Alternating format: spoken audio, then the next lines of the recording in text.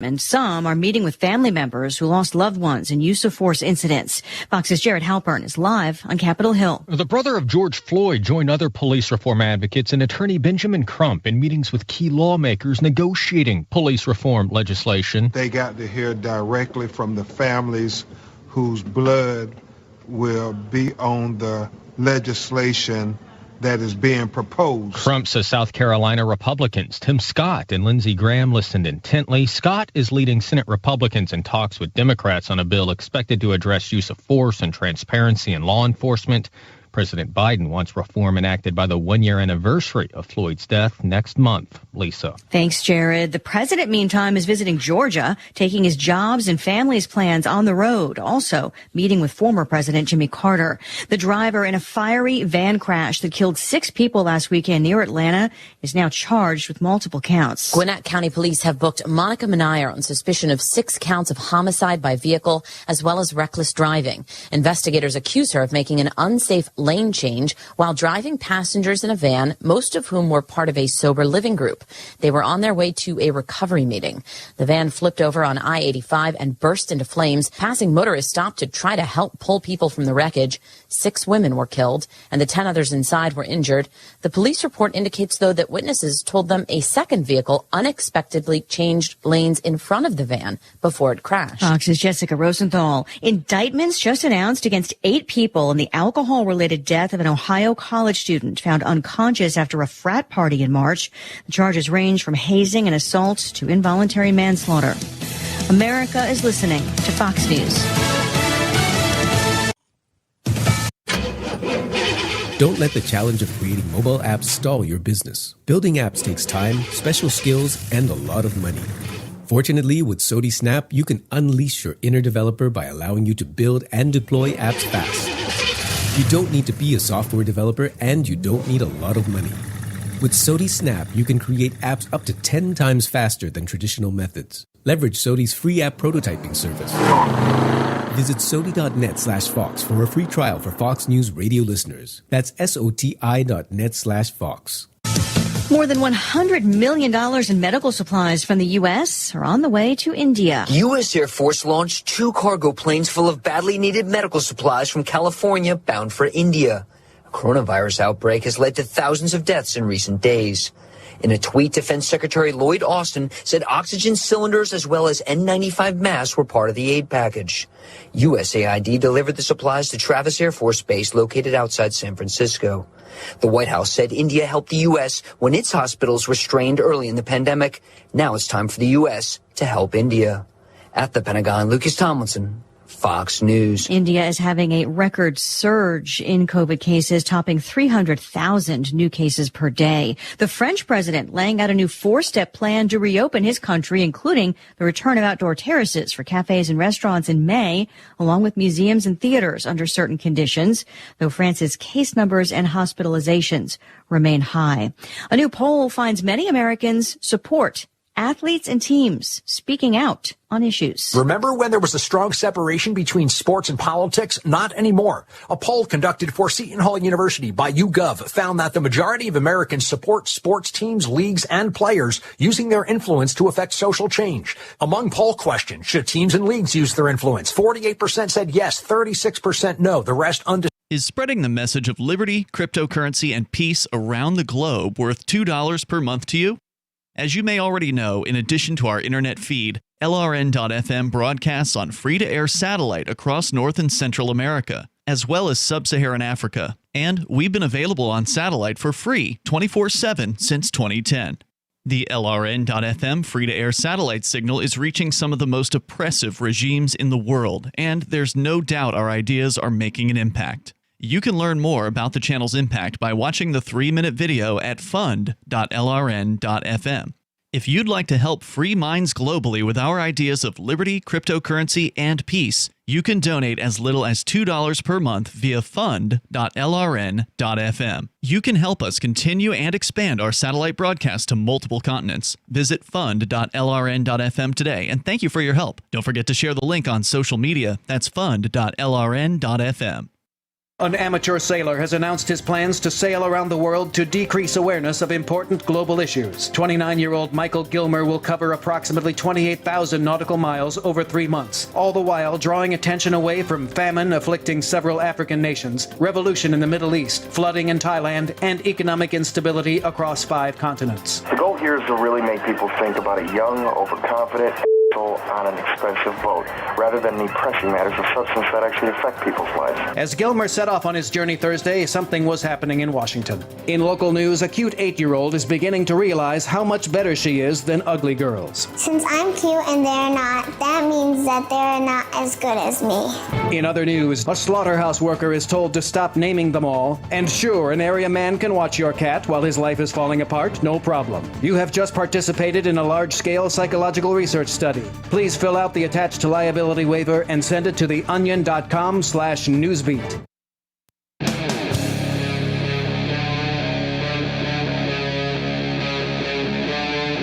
Free Talk Live.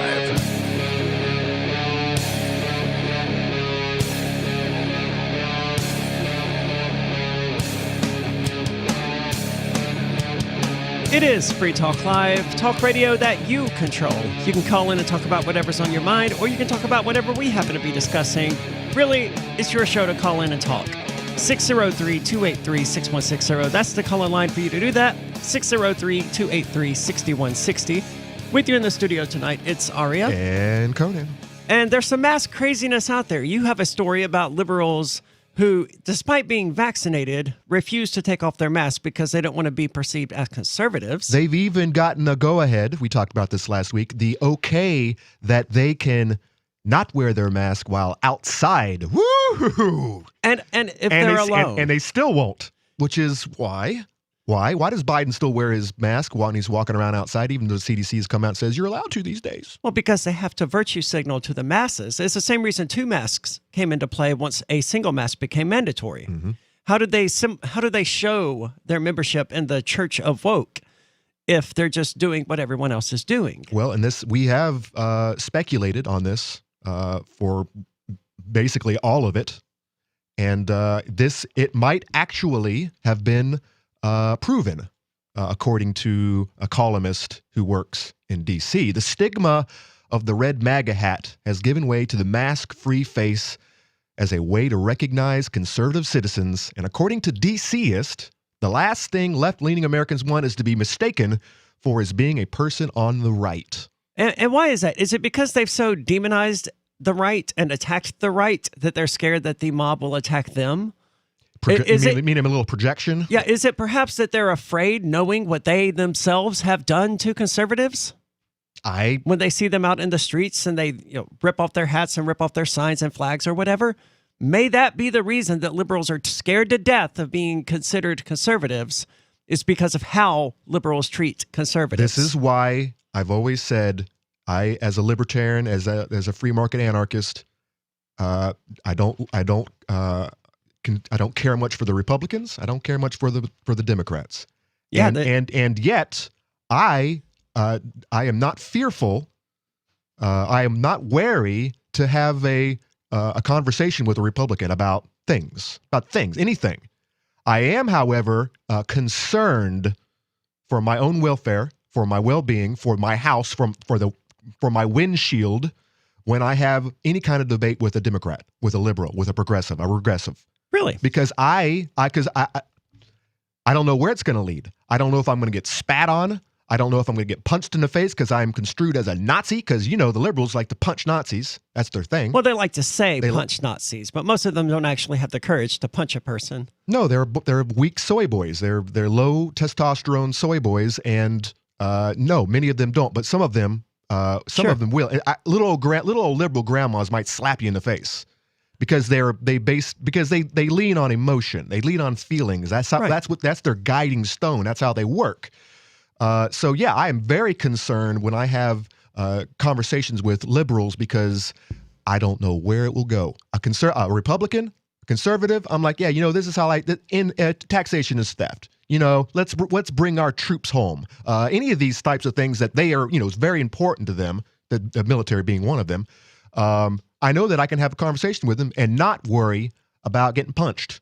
I guess this is where my trans privilege comes in, because I'm not worried about being vandalized by progressives or conservatives. In general, I would speculate that the people who wrote a certain homophobic expletive on my car and slashed my car top and one of my tires were probably conservative and probably not a liberal.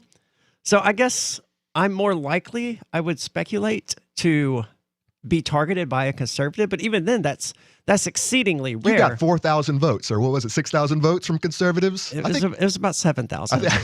I think you did pretty good. But yeah, I mean, I work with a bunch of liberals. Some of them are conservatives, and you can tell, by the way, this article is going to really highlight that. All of the liberals that I work with wear their masks always.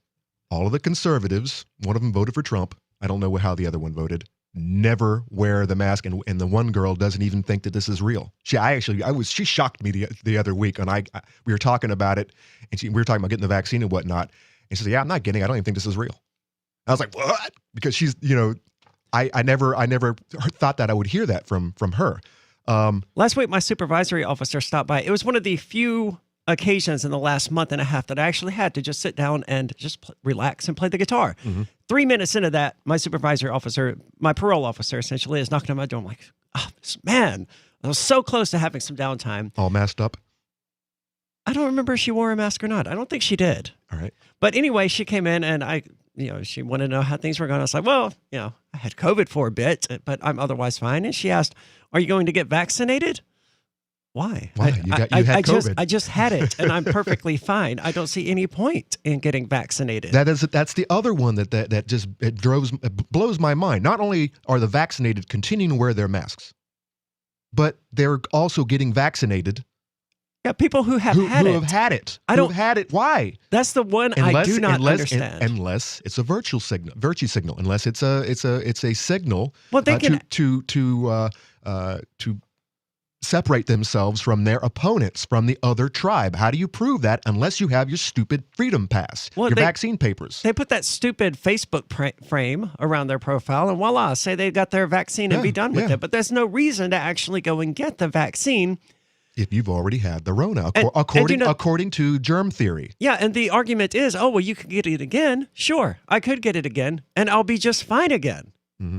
I don't see any reason, any benefit whatsoever to having them inject these chemicals into me for a disease that I've had and recovered from with no complications and with only minor symptoms in the first place, other than not being able to taste or smell still to this day. Yeah, that's wild. Yeah, and it's very annoying, man. That is wild. It comes and goes. I was able to taste something that I ate last week, and I was able to smell my fabric softener earlier today, but that's pretty much it. Can't smell or taste anything else. And it's so bizarre, man, because my cats eat wet food, and everyone knows how pungent wet cat food is, but I open it up, I don't smell anything. That is bizarre. We were talking with someone about that here before the show, and it's just insane how complete and total the loss of taste and smell are. That said, that was the only real issue I had from COVID-19, other than being really sore and tired for a day. Yep. After which I was 100% fine again. Yeah, we were also talking about the how this all happened. Basically, our team, our inner circle, have been talking. Our employees, and we've been working right on through this whole nonsense for more than a year. More than a year, no problems. Most of us have been more social than ever. Yes, myself included. Absolutely. No masks. Regularly going to very gatherings. Social. You doing your thing. You work through this entire pandemic. I believe most in this house have, and then all of a sudden, everyone gets it. Yeah. According to the latest count, 9 people who were all connected got it, and I'm thinking on the way here, 9 people affiliated with Free Talk Live in some way. Correct, and I'm like, well, what the hell happened? And the only thing I can think is right before it happened, about 10 days, 2 weeks before it happened. Was it really 2 weeks? Was it that far away? I'm sorry. No. Actually, it was about a week, I think, before people started having symptoms. I thought it was about a week. Yeah. But what had happened a week before? This entire house was like an ant colony with Fed boys, alphabet heads, in this house, walking around, rummaging around, touching everything, doing who knows what, because no one was allowed in there. I mean, it wasn't just this house either. It was the Bitcoin Embassy. It was my house. It was several other houses. Correct. So who knows? Who knows what happened? Yeah. But maybe the next story, next article we cover will actually talk about what maybe vaccinated people can do to unvaccinated people. See, I still think the likeliest explanation is that Michael Hampton, who is affiliated with the show and who is a cancer patient regularly going in and out of hospitals. He's in a hospital. Yeah, right. He tested positive. And then a few days later, after spending time here in the studio with both Mark and the captain and myself, all three of us were sick. Whereupon one of us is always here at some point during the show. Right. We relate it to co-hosts unknowingly. What do you think? Or were we given something intentionally? I don't think that's the case. Maybe you do. 603-283-6160. This is Free Talk Live. The Terran Federation and the Terran League have been killing each other for decades. Sheltered, wealthy, and light years from the threat, the members of the 500 have no interest in changing that. When Rear Admiral Terrence Murphy is given governorship of a backwater system, a risk-free path to wealth and power is his for the taking. But Murphy is a man of honor, duty, and responsibility. He intends to stop the killing, whatever the cost. Governor, by David Weber and Richard Fox, from BaneBooks.com. Are you tired of governments murdering people around the world? Stop using their money. There is an alternative. Bitcoin is a stateless, free market, non-political currency. Bitcoin cannot be inflated or controlled by any government. By using their money, you are helping the state. Stop doing it. You have an incredible alternative available now. Learn it, use it, spread it. Get started with Bitcoin at Bitcoin.com. That's Bitcoin.com. Some of you asked, and now we've delivered. LRN.FM's live Keene, New Hampshire studio shows are now streamed in HD on Twitch. Visit our channel at twitch.lrn.fm and give it a follow. If you have Amazon Prime, you get one free subscription on Twitch. If you use it on our channel, Twitch will give LRN.FM a monthly piece of your Prime subscription cost. So please watch, follow, share, and subscribe to twitch.lrn.fm. That's twitch.lrn.fm. Do you feel like your nation, state, or community no longer holds your values? Have you dreamt of a place where people agree that liberty is important and are free to pursue their projects so long as they respect the property of others? There are many people just like you that are discovering freeprivatecities.com. Their social media links are at the upper right of the page at freeprivatecities.com. All skill levels will be needed when the first of the Free Private Cities opens. It's sooner than you think. Stop arguing and build. freeprivatecities.com. Hi, I'm Derek J. I don't want a politician to represent me. To me, government is the idea that one group of people can coerce everyone to comply with an edict or face increasing punishments up to and including death. Despite perhaps the most noble of intentions, the best government services are a far cry from what could be provided for by voluntary interactions. Besides, the people who call themselves the government wage wars and put peaceful people in jail for crimes involving no victims. If Starbucks used some of its money to drop bombs, I wouldn't shop there. So why would I support the American empire? The empire does not require my consent. Derek J's Victimless Crime Spree. Watch it for free and order the Director's Cut DVD at victimlesscrimespree.com. That's victimlesscrimespree.com. So you've heard all 3 hours of the latest episode of Free Talk Live, and you're still hungry for liberty-oriented audio content? Did you know that we have another 24/7 audio stream at LRN.FM? The Liberty Radio Network airs the latest episodes of some of the best liberty-oriented podcasts on the internet around the clock. In addition to recorded content, you'll also hear live shows like Free Talk Live, originating from our Keene, New Hampshire studio. So listen anytime at LRN.FM. That's LRN.FM. There are basically two types of advertising: direct response and branding. Radio's great for direct response with its low cost to listener ratio, but audio can't be beat for branding, which is a longer term endeavor. You want to be the first thing that someone thinks of when they think about your product or service. If you have a local business that you want kept top of mind in your community, call the station. If you need national reach, Free Talk Live's got around 200 radio stations, millions of monthly listening sessions, can suit all budgets, and if we don't think we're right for you, we'll tell you. Email me, mark@freetalklive.com. Our Matrix server is about as free as internet chat can be. Join the existing rooms or create your own at chat.freetalklive.com.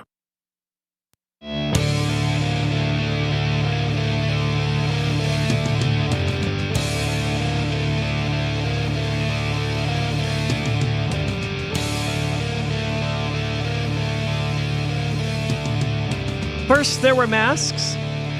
Then there were mask mandates. And then liberals had to ask themselves, how can I make sure that random people who see me know how woke and liberal and progressive I am? And they decided that the double mask was the way to go. But now, mandates are lifting, and a single mask is once again enough to display their membership in the progressive church. Mm-hmm. And they are terrified, it would seem, that not displaying this membership would make them look like conservatives. And I think this says a lot about how they treat conservatives. If they're worried about how their peers will treat them if they're perceived as conservatives, they should reflect on how they themselves have treated conservatives. Absolutely. Shunned, kicked out of the tribe, witch hunted.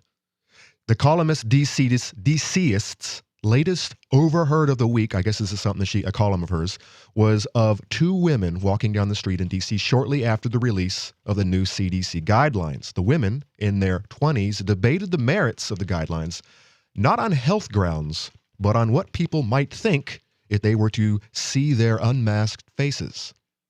Quote, one of the girls said, "I guess I'm vaccinated, so I don't have to wear a mask outside, but I really don't want people to think I'm a Republican," the woman was overheard to say. Look, I don't want people to think I'm a Republican either, but not enough to go out of my way. But it's because, I don't treat Republicans like they're human garbage. Mm-hmm. So I don't care if other people perceive me as a Republican because I don't, expect to be treated as human garbage. You get that card, though. I mean, no one's going to, you know what? Yeah, have you heard the news about Caitlyn Jenner? I have, and I want to talk about that at some point because I really wish Caitlyn Jenner would just F off already. Well, I mean, she's, I guess she's a Republican. I didn't know that about her. She is a disgusting human being. But she's also been praised for so many years now from the left for coming out and being strong. Well, and now all of a sudden she's been thrown right off the boat. And now she's getting trampled as we speak. Some liberals and some people on the left, praised her. Others were like, okay, yeah, I suppose it took courage for you, being a public figure in the national eye or whatever to come out and transition. I suppose that took some courage, but it's not doing anything to help the tens of thousands or hundreds of thousands, however the hell many there are out there who don't have the support from the media. And that's the reality of the situation. Caitlyn Jenner, she was worried about getting some flack from, conservatives or Republicans or whatever, but there was never any possibility that MSNBC or Pink News or the BBC or any of these other major news sites, even Fox News, would attack her for transitioning. She was as safe as a person could be to pursue that transition. And a lot of trans people, a lot of liberal people recognized that at the time, that, hey, she's completely protected. She's protected from all forms of criticism here. But now she's a Republican. So now she isn't. It doesn't really matter that she's, had any status before what she said. She didn't have a whole lot of status, though, is my point. Not on the left. And I don't know anyone who calls themselves a leftist who actually likes Caitlyn Jenner. The vast majority of them dislike her for the same reason I do. She wants to be the Rosa Parks of the trans movement, and yet she will only sit on the buses where she knows the driver will let her choose her own seat. She won't sit on the bus. She won't risk it. If she thinks there's any chance the driver will go, oh, no, you have to go sit in the back, she picks a different bus. Obviously, she's gotten on the bus that she just got thrown off of. So, and whether she backtracks. Well, she was never on the liberal bus. That's my entire point. Okay, I got you. Liberals never cared for her. She's not the hero of the trans movement that she wants to be. All news to me. I don't know any liberals. except the ones I work with, and I stay away from them. I know some, and I don't know any who have any respect or like for Caitlyn Jenner. She's barely better than J.K. Rowling at this point. Back to DC Girl. We've given the mask, DCist, excuse me. We've given the mask a significance that it hasn't earned, and that goes far beyond its usefulness.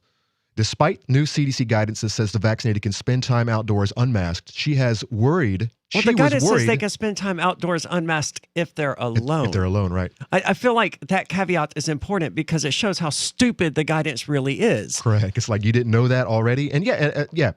Like it's a given. If I'm spending time outside alone, there is absolutely no reason to wear a mask. Yeah, I thought that was always the guidance from the powers that be, but the fact that they have to spell it out, to me, it's like telling people, "Hey, if you're in your house alone, it's okay to take your mask off." To me, this whole new guidance that is just dropped was just a way to alleviate some of the concerns from the vaccinated who thought they could stop wearing their mask and go visit their elderly granddad in prison, the prison nursing home, or go back to work and just go back to normal. Except that's not the guidance. That's not what they were to understand afterwards. They're like, no. Fauci's like, no. Still masked up. Still social distance. No more grandparents. When you do, you have to hug them through a plastic bag. And I think that this new guidance was a way to alleviate some of the anger, and rightfully so. By the way, liberals, you should be angry that they keep flopping and changing their guidance every other week. I want things to go back to normal, and I recognize that things will only go back to normal when people stop complying. Absolutely. There was an article today in our Union Leader about a woman who is upset that she can't, visit her father who is in a nursing home. And she can't because the nursing home won't let her? Correct. Still at this point, no visitation? There's like a once a week visitation or something. And I'm sorry, he can't leave and go anywhere and do anything, even though he's vaccinated.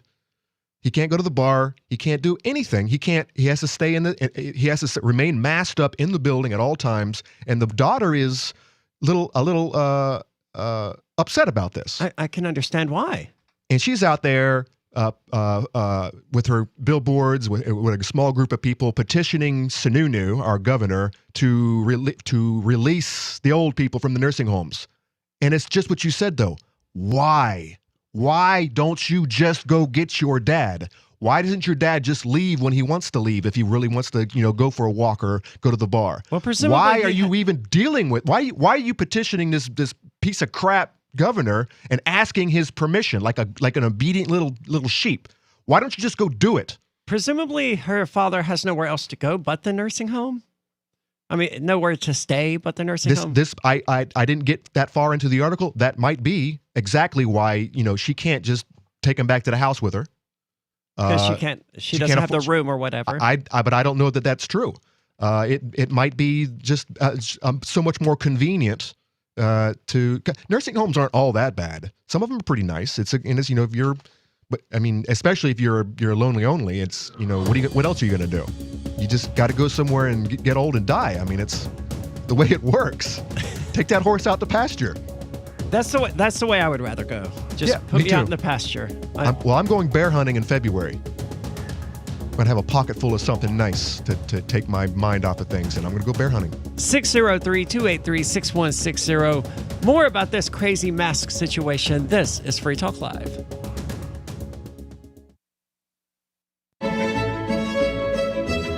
Carl Watner, longtime proponent of a voluntary society, died last December. You may have seen his articles published on his website, voluntarist.com, in his newsletter, The Voluntarist, the Mises Institute, or elsewhere over the last 40 years. His newest book, I Must Speak Out, Volume 2, The Best of the Voluntarist, is now available via Liberty Under Attack Publications. This 430-page second volume spans the years of 2000 through 2020 and includes articles by Carl Watner, Miller, Hans Hermann Hoppe, Carl Hess, Benjamin Tucker, George H. Smith, Lysander Spooner, Pete Eyre, Joyce Brand, and many others. I Must Speak Out is for the newly initiated, the veteran voluntarist, or anywhere in between. Buy the book now at libertyunderattack.com/voluntarist. For more great content on building a voluntary society and for Carl's extensive archives, check out voluntarist.com.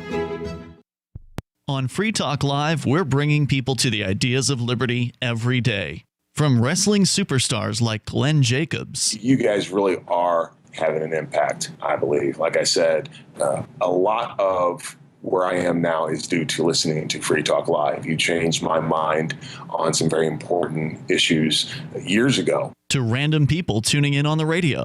I was kind of stuck in the left-right paradigm. I heard your show by chance on a Saturday night. From there, I went on, joined the Free State Project, and become an amplifier. So, I mean, that's really the reason why I amp is because I know that if it wasn't for you guys being on as many stations as you are, I never would have found the ideas of liberty. Your amp will directly change more lives by getting Free Talk Live in front of people looking for talk radio online and on the air.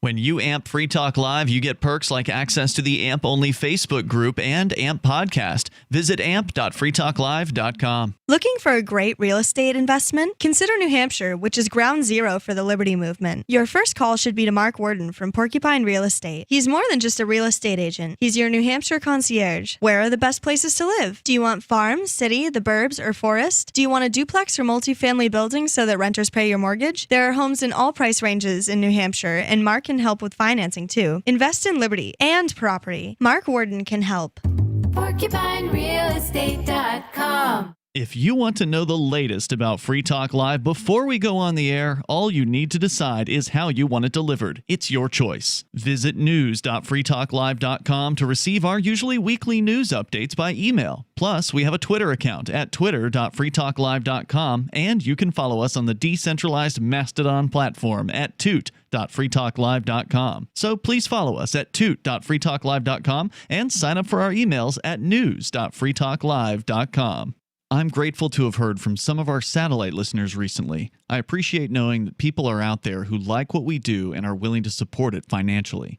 LRN.FM's free-to-air satellite feeds blanket most of 2 continents. It was my goal to put our channel there so people without internet could receive our programs and feed pirate radio stations. We started a fundraiser on Patreon a few years ago to back the satellite channels. I recently announced that I was considering canceling the feeds, and donations increased from 15 to 20% of our costs, which are around $1,000 per month. That's a good start, and to incentivize more contributions, the Shire Free Church will be matching every dollar. Can we reach $500 per month? With your help, we can. You can join our satellite fundraiser for just $2 a month at fund.lrn.fm. If we raise enough to keep both of the channels on the air, awesome. If we raise more, I'll add more channels. If not, we can shut them down and go internet only. It's up to you. Thank you for your support. fund.lrn.fm.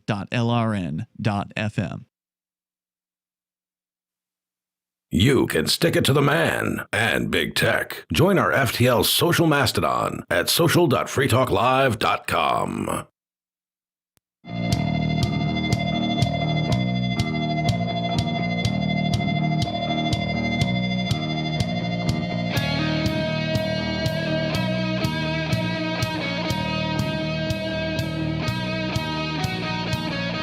It's Free Talk Live, 603-283-6160. That's the call-in line.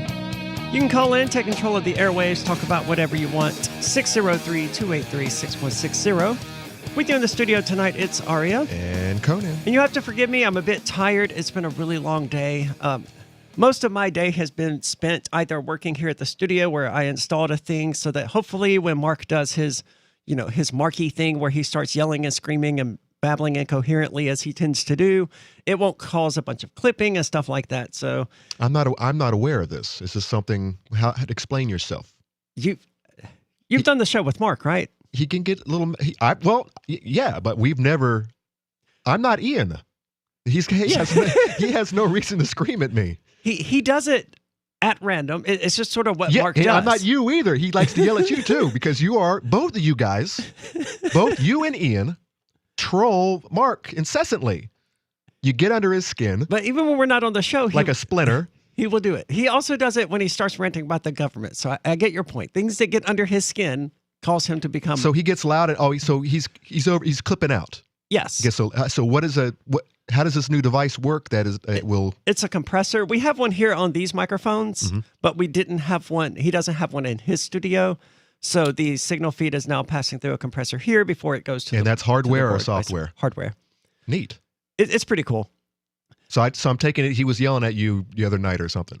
And this is what has brought this. He wasn't yelling at me per se, but he was doing his Mark thing where he gets on a rant and he starts yelling and screaming, and it created a lot of clipping. So I mean, there were just issues, and then I ended up spending an hour on the phone with one attorney, then 45 minutes on the phone with another attorney, and then I got to talk to both attorneys for about 45 minutes, and then the first attorney again for about 45 minutes. So just all day long today, I've been talking to attorneys, and that's because I don't know if you've heard, but there's the United States government has decided to indict me and two other hosts of Free Talk Live, one of whom is Ian Freeman, who built this show.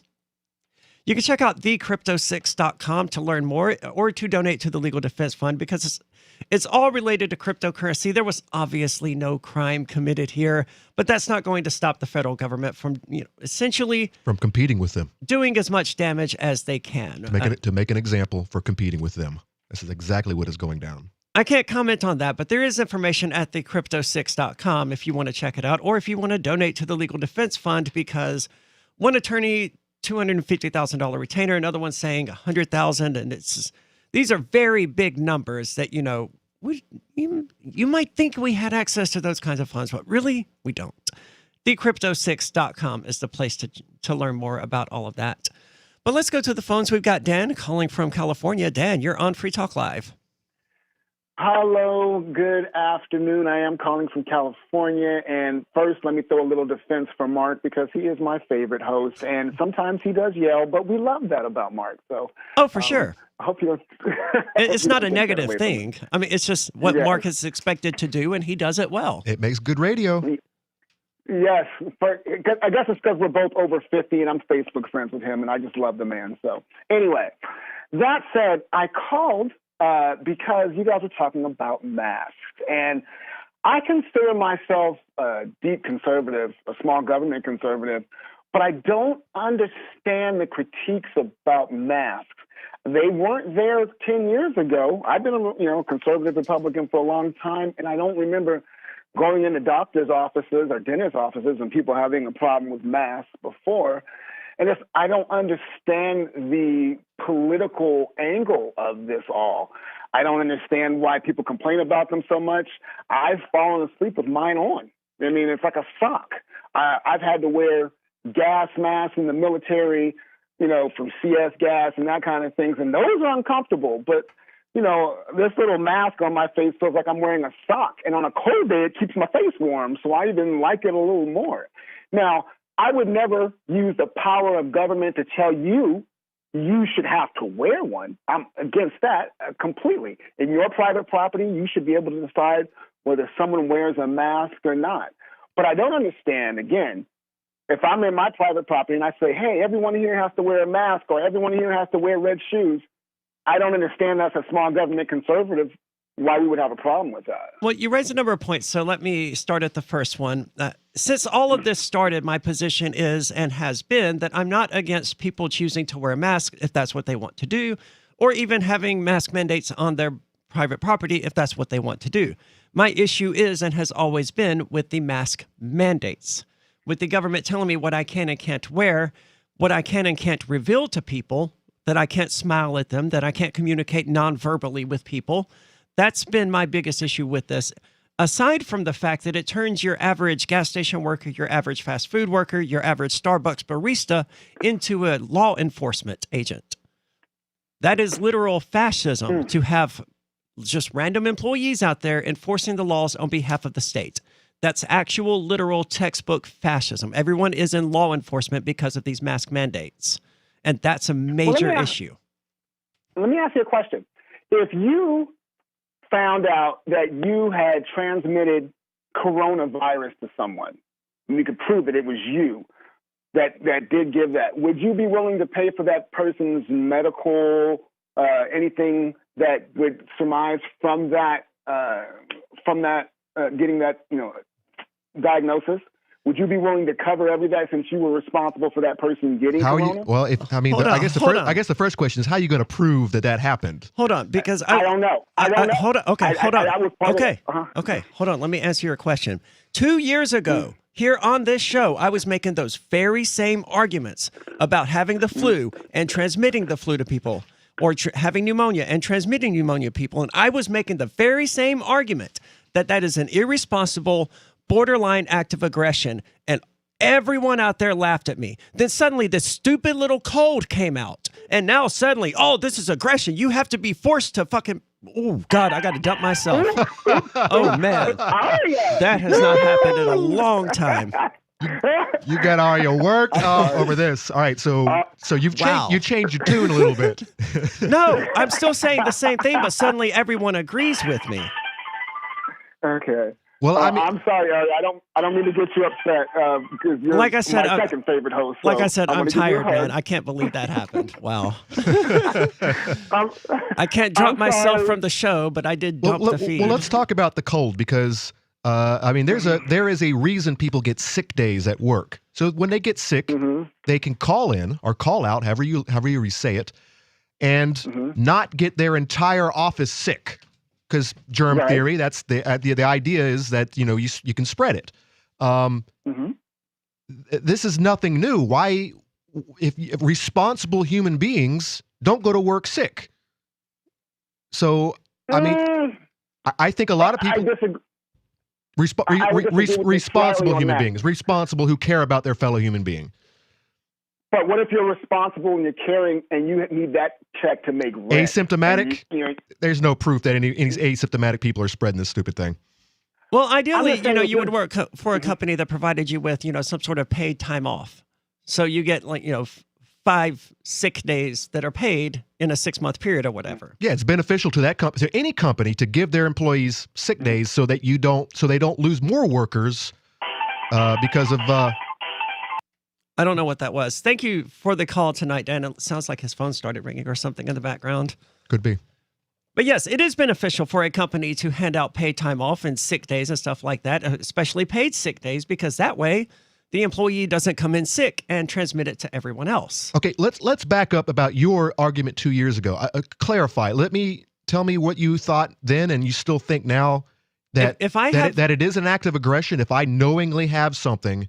Just like if it would be an act of aggression if I knew I had HIV to go out and transmit that disease to someone else. Absolutely. The same argument applies to pneumonia. The same argument applies to the flu. The difference is that, it's such a more minor disease that no one considers it to be something worth addressing. But no, if transmitting HIV to someone knowingly is an act of aggression, then so is knowingly transmitting pneumonia or the flu or COVID-19. All right, what if you don't know you've had it? Well, you can't be responsible for things you don't know. Exactly. 603-283-6160. This is Free Talk Live.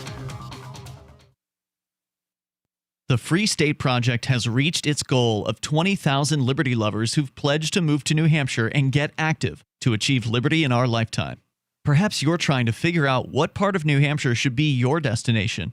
If so, consider Keene. You'll find more than 150 reasons to move to Keene at move.freekeene.com. Keene is famous for its historic, publicity-generating activism, as well as being the liberty media capital of the world. It's home to freekeene.com, New Hampshire's destination for liberty activism, news, and opinion. For years, we've been compiling over 150 reasons to move to Keene at move.freekeene.com, where you'll learn about some of what's happening here and what makes Keene a great place to live. If you love liberty, you'll probably enjoy anywhere you end up in the Shire. But do your due diligence first. Please visit move.freekeene.com for the full list of over 150 reasons to move to Keene. That's move.freekeene.com.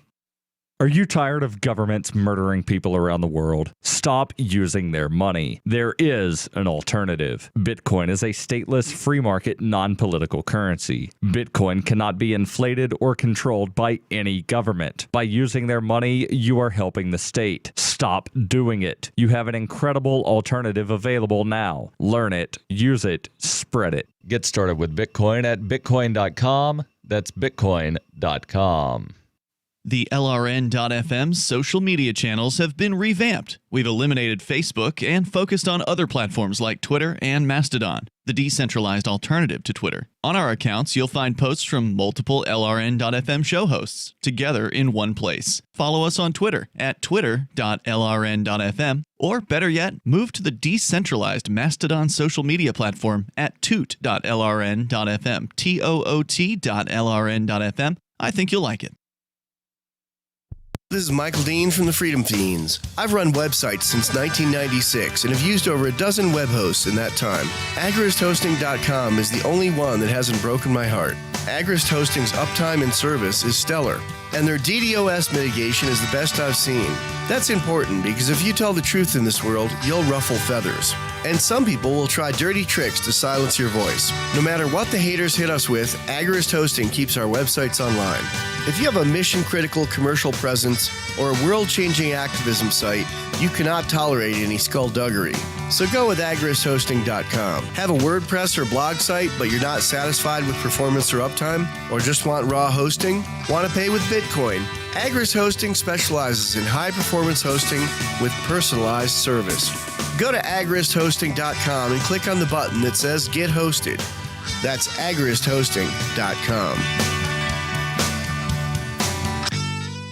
There are lots of ways to listen to Free Talk Live. Our podcast has been around since podcasts began, and now the FTL feed is loaded with content besides our full show archives. Did you know that we make it easy for you to customize your podcast subscriptions? We have different feeds, one that includes only our full shows, one with just the Daily Digest, and our main feed that includes everything. You decide what you listen to. It's quick and easy to customize your feeds at feeds.freetalklive.com. That's feeds.freetalklive.com. So you've signed the Shire Society Declaration and are planning your move to New Hampshire to be around more liberty-oriented people. Next, sign up for the Shire Society Forum at forum.shiresociety.com. There are a bunch of people there who are already in the Shire, and they want to meet you. If you're already in the Shire physically, you should also come by the forums. Remember, not everyone uses Facebook. New people are signing up for the Shire Society Forum every month, so drop in and say hello at forum.shiresociety.com. Don't miss a moment of Free Talk Live. Get our archives daily via our podcast at feeds.freetalklive.com.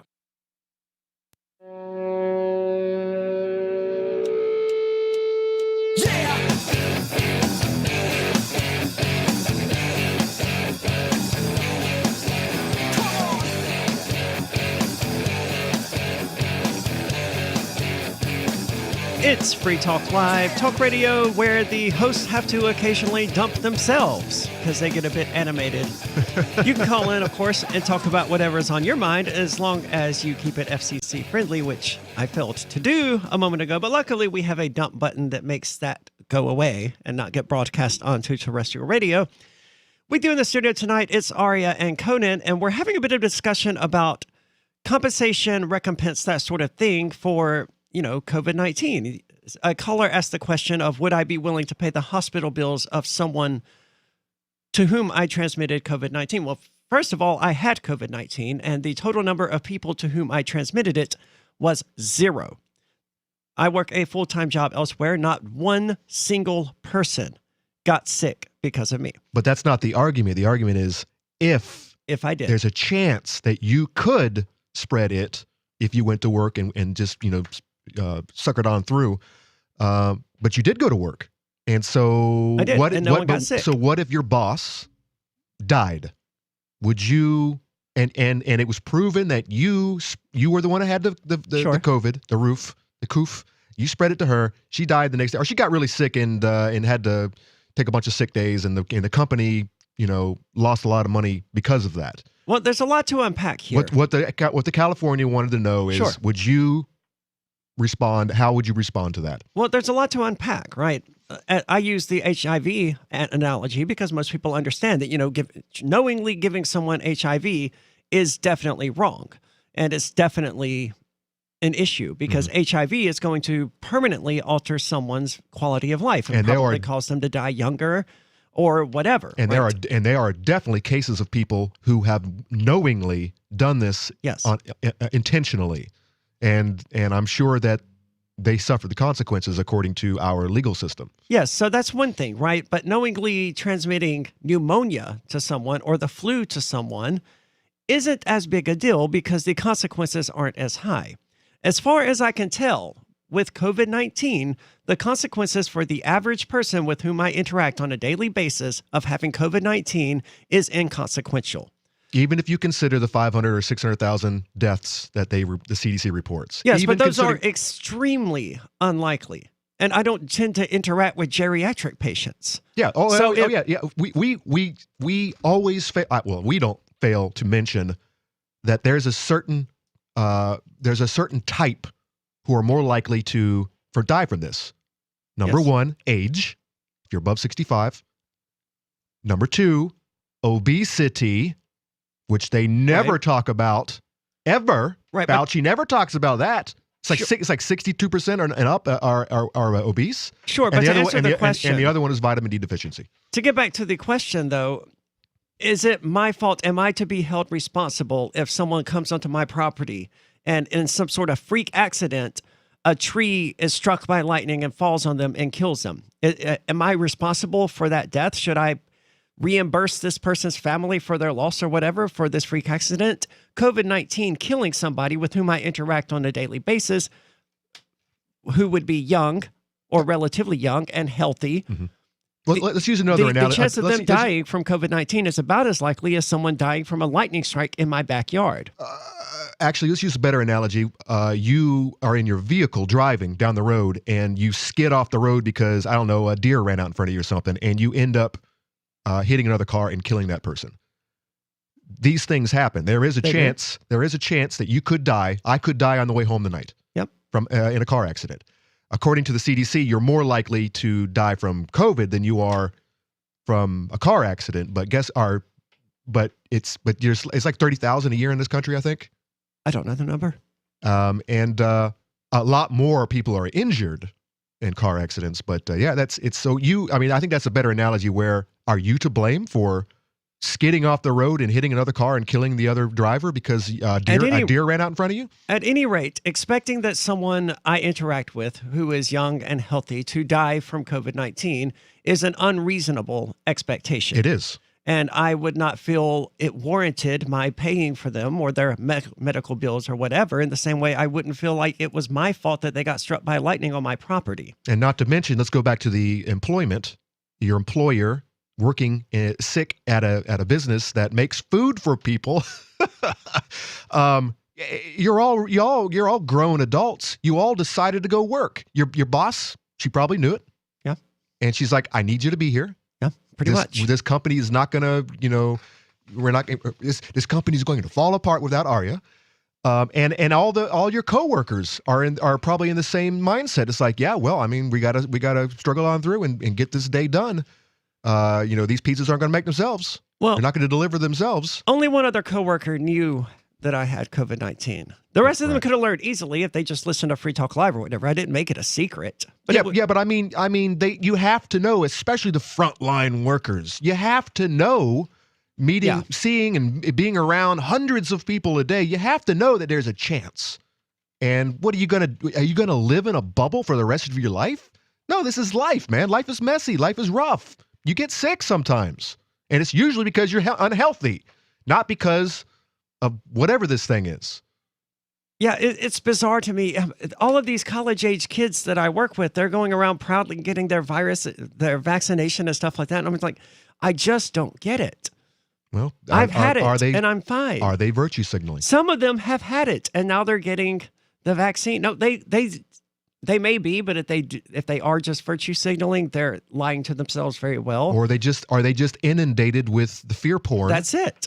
That's exactly it. All day long, and that's all they know. Get it. Some of these people have had COVID-19, and I just don't get why someone who's 22 years old who has had COVID-19 is putting any effort whatsoever into getting vaccinated. Right. By the way, this is what I'm surprised we're even up right now. Rogan came out last week and said, he said 22-year-olds, don't get the vaccine. Don't get it. And, talk about getting thrown off the bus. We were talking about Jenner earlier getting thrown off the bus. Rogan's all right, Rogan's much more popular than Jenner, and it's on both sides of the aisle. Liberals, conservatives, and independents. They love Rogan. No, everyone, most people love him.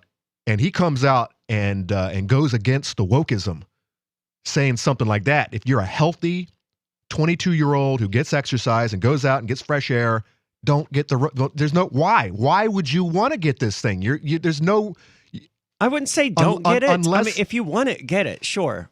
But there's no reason for a 22-year-old who is healthy to get the vaccine. That's what he said. There's no reason for you to get it, which makes perfect sense. Unless, I don't know, unless they just believe every single thing that they see on the fear porn. Well, they do, and they're terrified of, killing their grandparents or whatever. So they want to be vaccinated so they don't have to worry about it. And I don't get it. It's definitely Black Mirror this year and last year, and I don't think it's going to get any better for a good decade. And now liberals aren't just. I imagine that they're also getting vaccinated for the same reason that they're refusing to take off their mask once vaccinated, and that's because they want to be able to put that little Facebook frame on there, honestly, or whatever. I mean, I could do it right now if I wanted to. I just don't care to. Mm-hmm. They want to be able to show off to all of their friends how much they care about everyone else. Or like this article talks, it doesn't have really anything to do with the being patriotic, or like Biden wants you to be patriotic. Take your shot. It's not even science anymore. Now it's patriotism.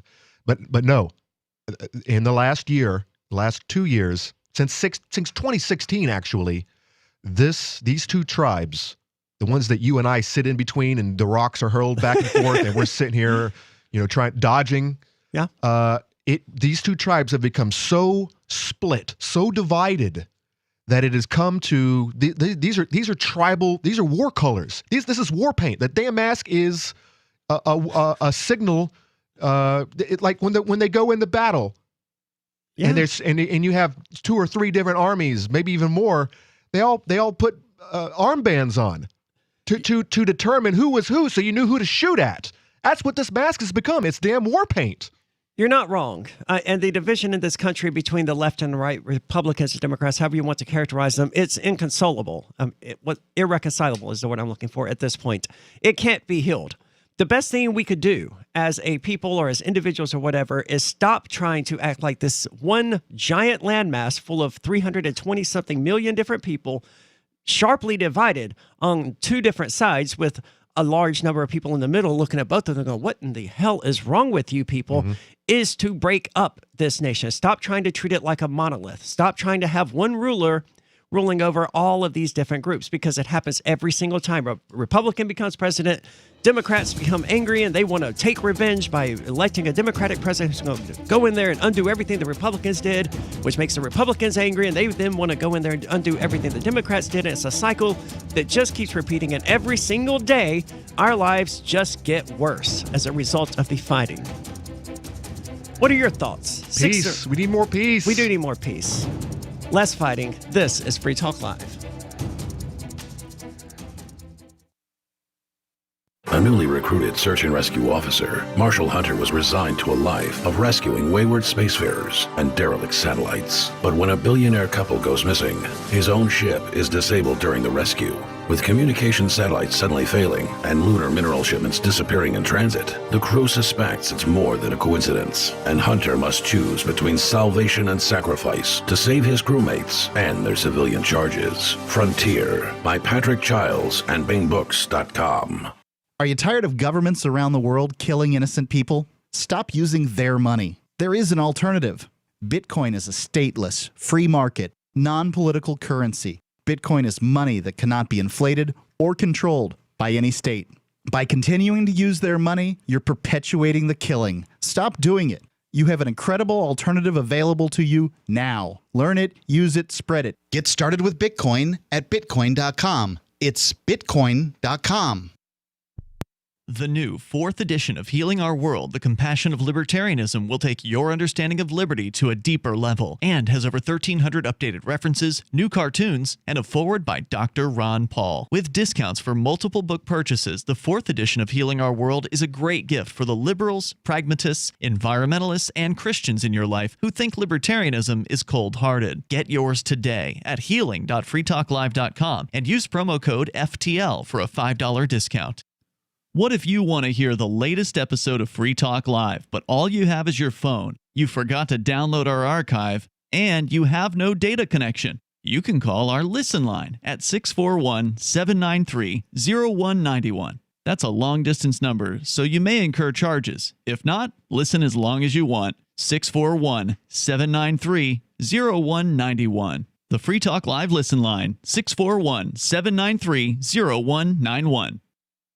You're listening to the live edition of Free Talk Live. Hour number 2 is next, after the news, here on the Liberty Radio Network at LRN.FM.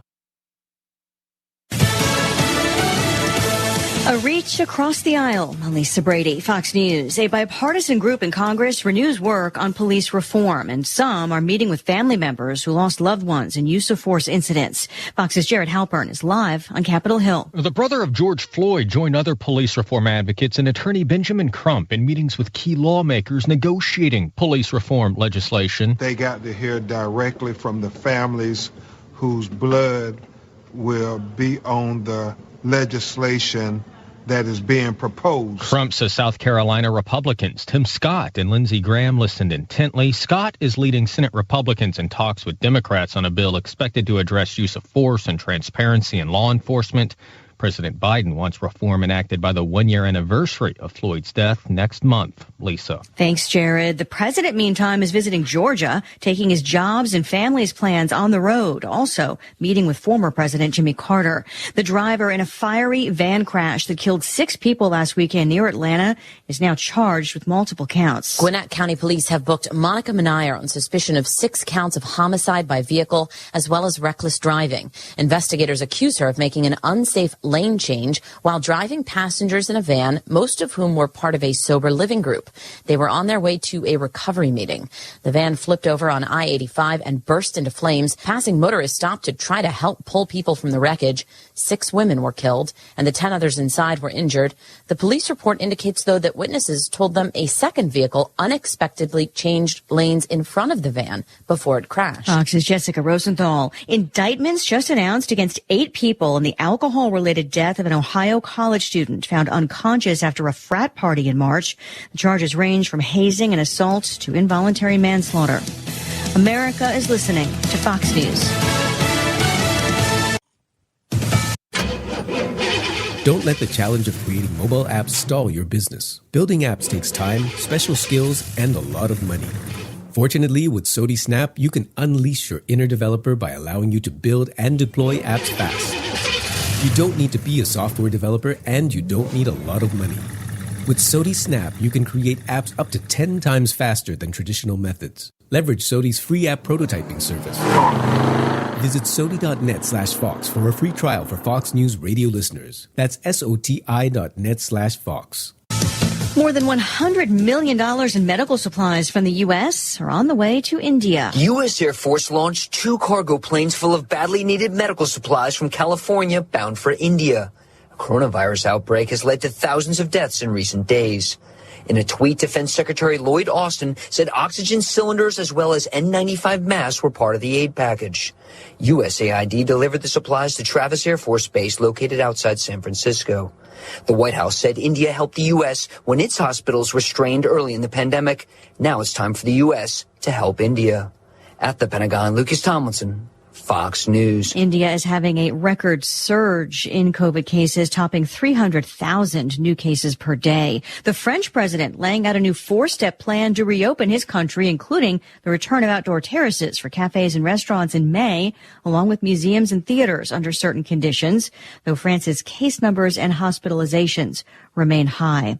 A new poll finds many Americans support athletes and teams speaking out on issues. Remember when there was a strong separation between sports and politics? Not anymore. A poll conducted for Seton Hall University by YouGov found that the majority of Americans support sports teams, leagues, and players using their influence to affect social change. Among poll questions, should teams and leagues use their influence? 48% said yes, 36% no, the rest undecided. We have some good news. The indictments against Ross Ulbricht in the District of Maryland were dismissed with prejudice, meaning they can never be refiled. This is especially good because those those indictments contain the only charge ever made that Ross engaged in murder for hire. This was a serious allegation that Ross Ulbricht denies. It was never prosecuted or ruled on by a jury, but was trumpeted by the federal government and the media as if it were proven fact. The Maryland court held these indictments for almost 5 years, poisoning Ross's case and leaving him under a cloud of unproven allegations. As explained in Ross's appeal to the Supreme Court, the fact that the judge used these allegations to give Ross a draconian sentence of double life without parole violated his Sixth Amendment right to a jury trial. Judges are required to issue sentences based on convictions decided by a jury, not unproven allegations never even charged at trial. Although this is a positive development, the dropped indictment will not set Ross free. Now, a presidential pardon is Ross's only hope of freedom. Sign the petition at freeross.org. freeross.org. I'd like to tell you about our newest innovations in helping to keep our communities safe. Problem Creation Policing. Problem Creation Policing, or PCP, is a way to get the entire community involved in maintaining a safe neighborhood. This is more than just a neighborhood watch. We plan to have officers on the ground, helping, aiding, and surveilling for illicit activities. You never know when you're going to find some young punk doing something illegal out in public. That's why we're going to have officers everywhere. You never know when they're going to pop up. So we want PCP in our homes, at our jobs, and in our schools. We want PCP everywhere. How can you get involved in PCP? Well, for starters, you can call your local authorities and ask them how you can get PCP. I'm Byron Kingsley from the Citizens Respecting the Authority of Police.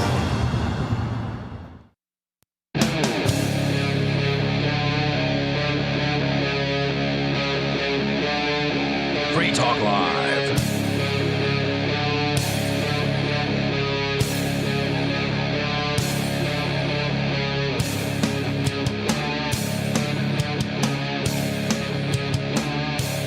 It's Free Talk Live, talk radio that you control.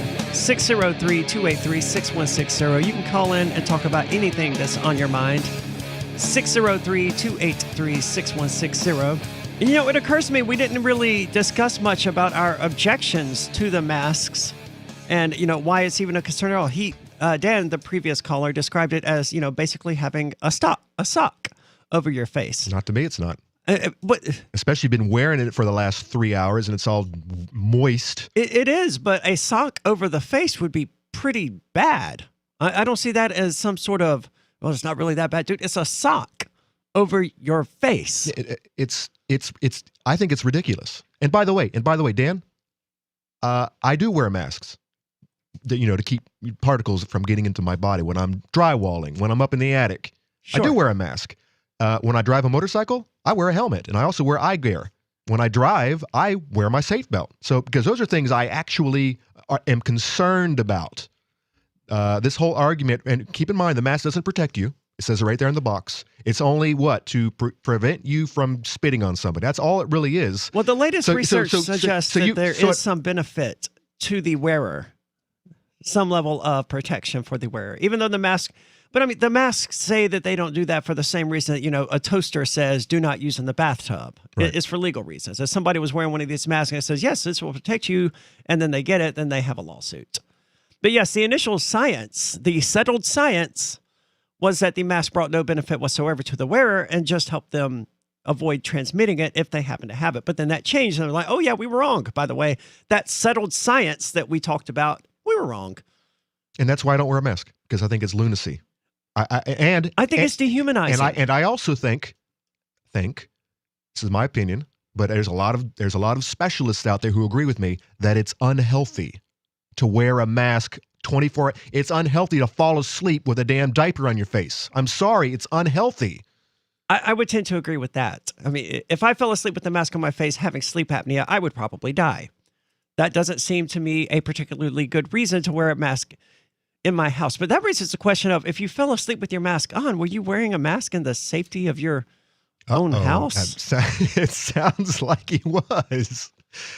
That's strange to me. And coming from a conservative, a small government conservative, Dan? I don't know how that plays into it.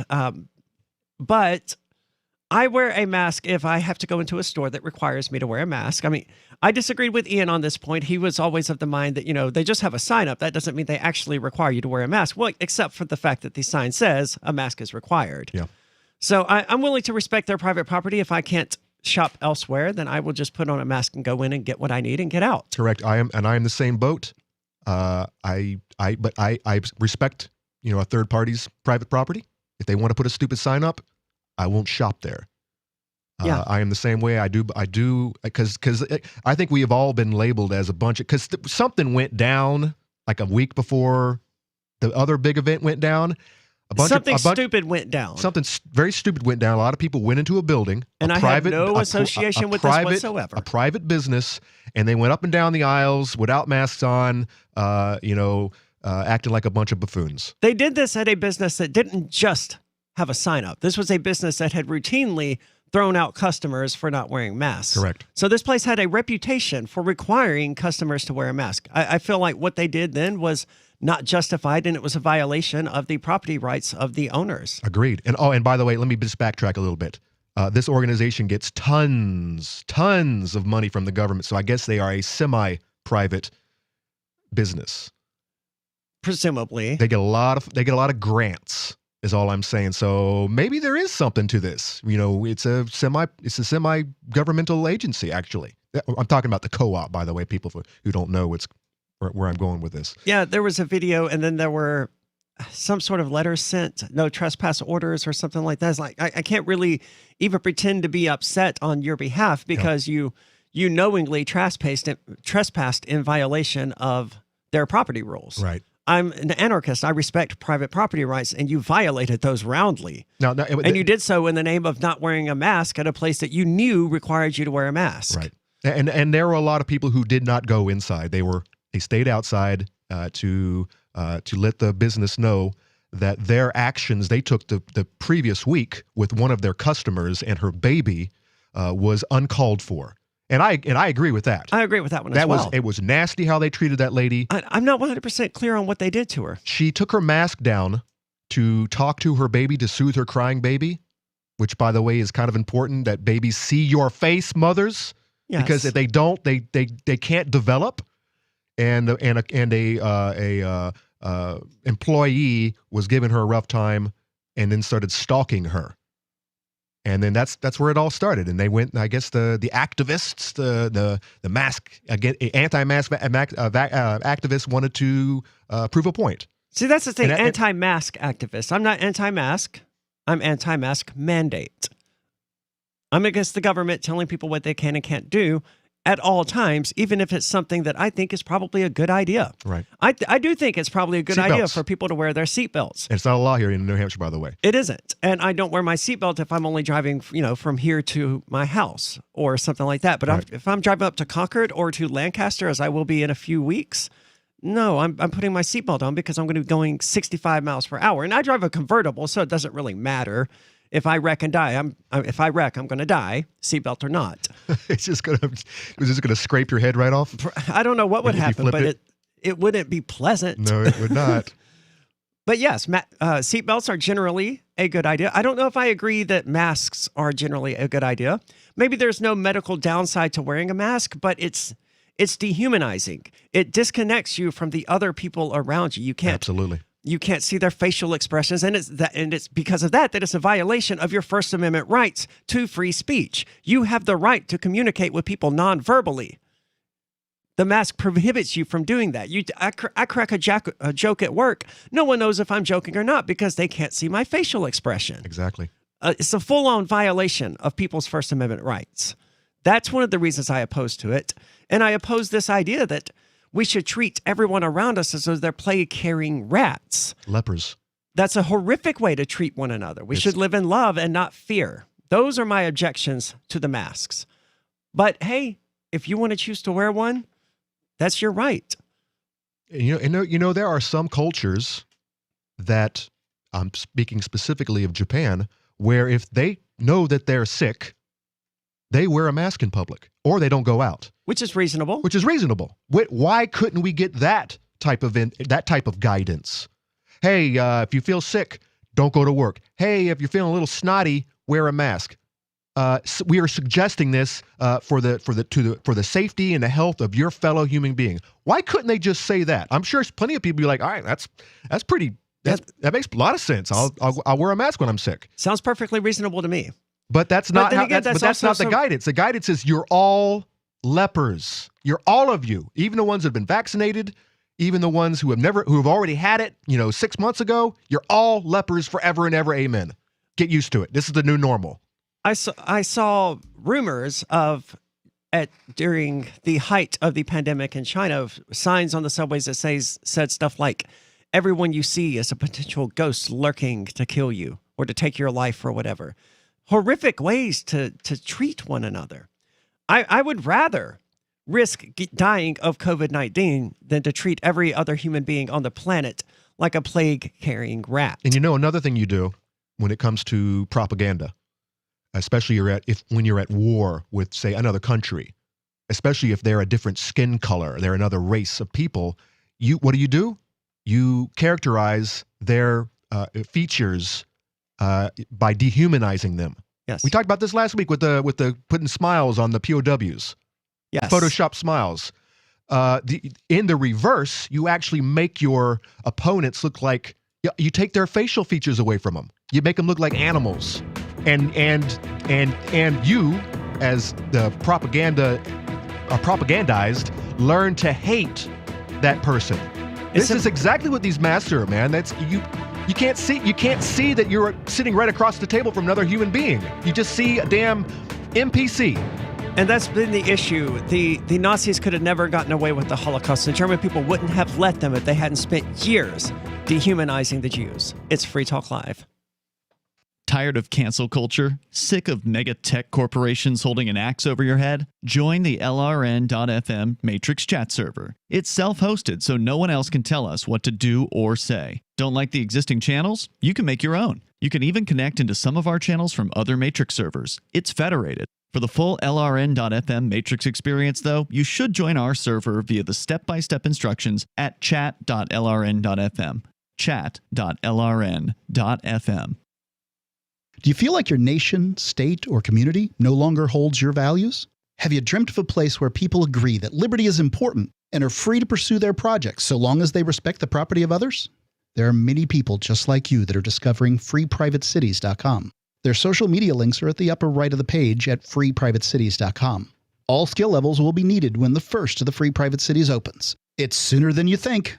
Stop arguing and build. freeprivatecities.com. The Terran Federation and the Terran League have been killing each other for decades. Sheltered, wealthy, and light years from the threat, the members of the 500 have no interest in changing that. When Rear Admiral Terrence Murphy is given governorship of a backwater system, a risk-free path to wealth and power is his for the taking. But Murphy is a man of honor, duty, and responsibility. He intends to stop the killing, whatever the cost. Governor, by David Weber and Richard Fox, from BaneBooks.com.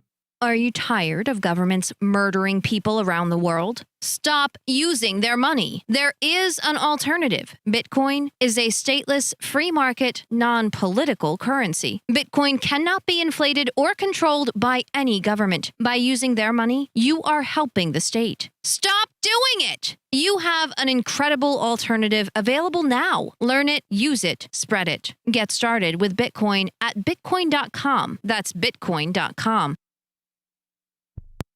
Join liberty-minded voluntarists, anarchists, and libertarians from June 28th through July 4th for ForkFest 2021 at Rogers Campground in the beautiful White Mountains of New Hampshire. ForkFest happens the week after the Porcupine Freedom Festival, and ForkFest is decentralized, which means no one is in charge. That also means there's no ticket cost. Just reserve your camping, RV site, or motel room with Rogers Campground for June 28th through July 4th. Where better to celebrate Independence Day than around other freedom-loving activists in the Shire? You can relax and enjoy the camaraderie of like-minded people, or you can create whatever experience or event you'd like others to have. If you're planning an event for ForkFest, be sure to let others know in advance. You can connect with fellow ForkFesters via the unofficial Telegram chat or the ForkFest forum. Links to those are on the unofficial website, forkfest.party.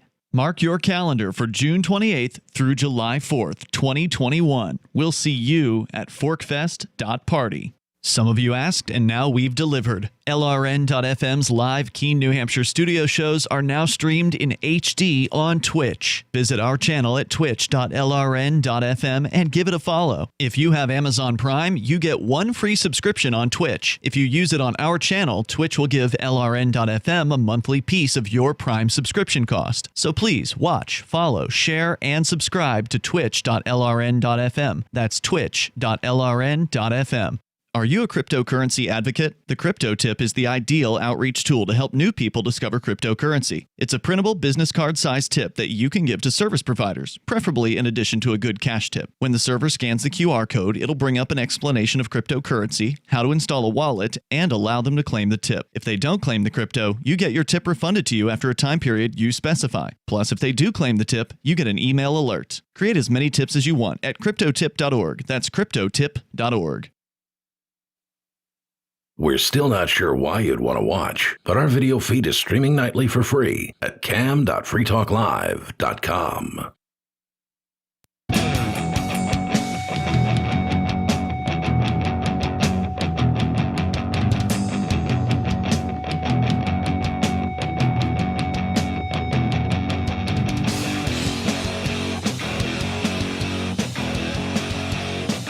It's Free Talk Live, talk radio you control, 603-283-6160.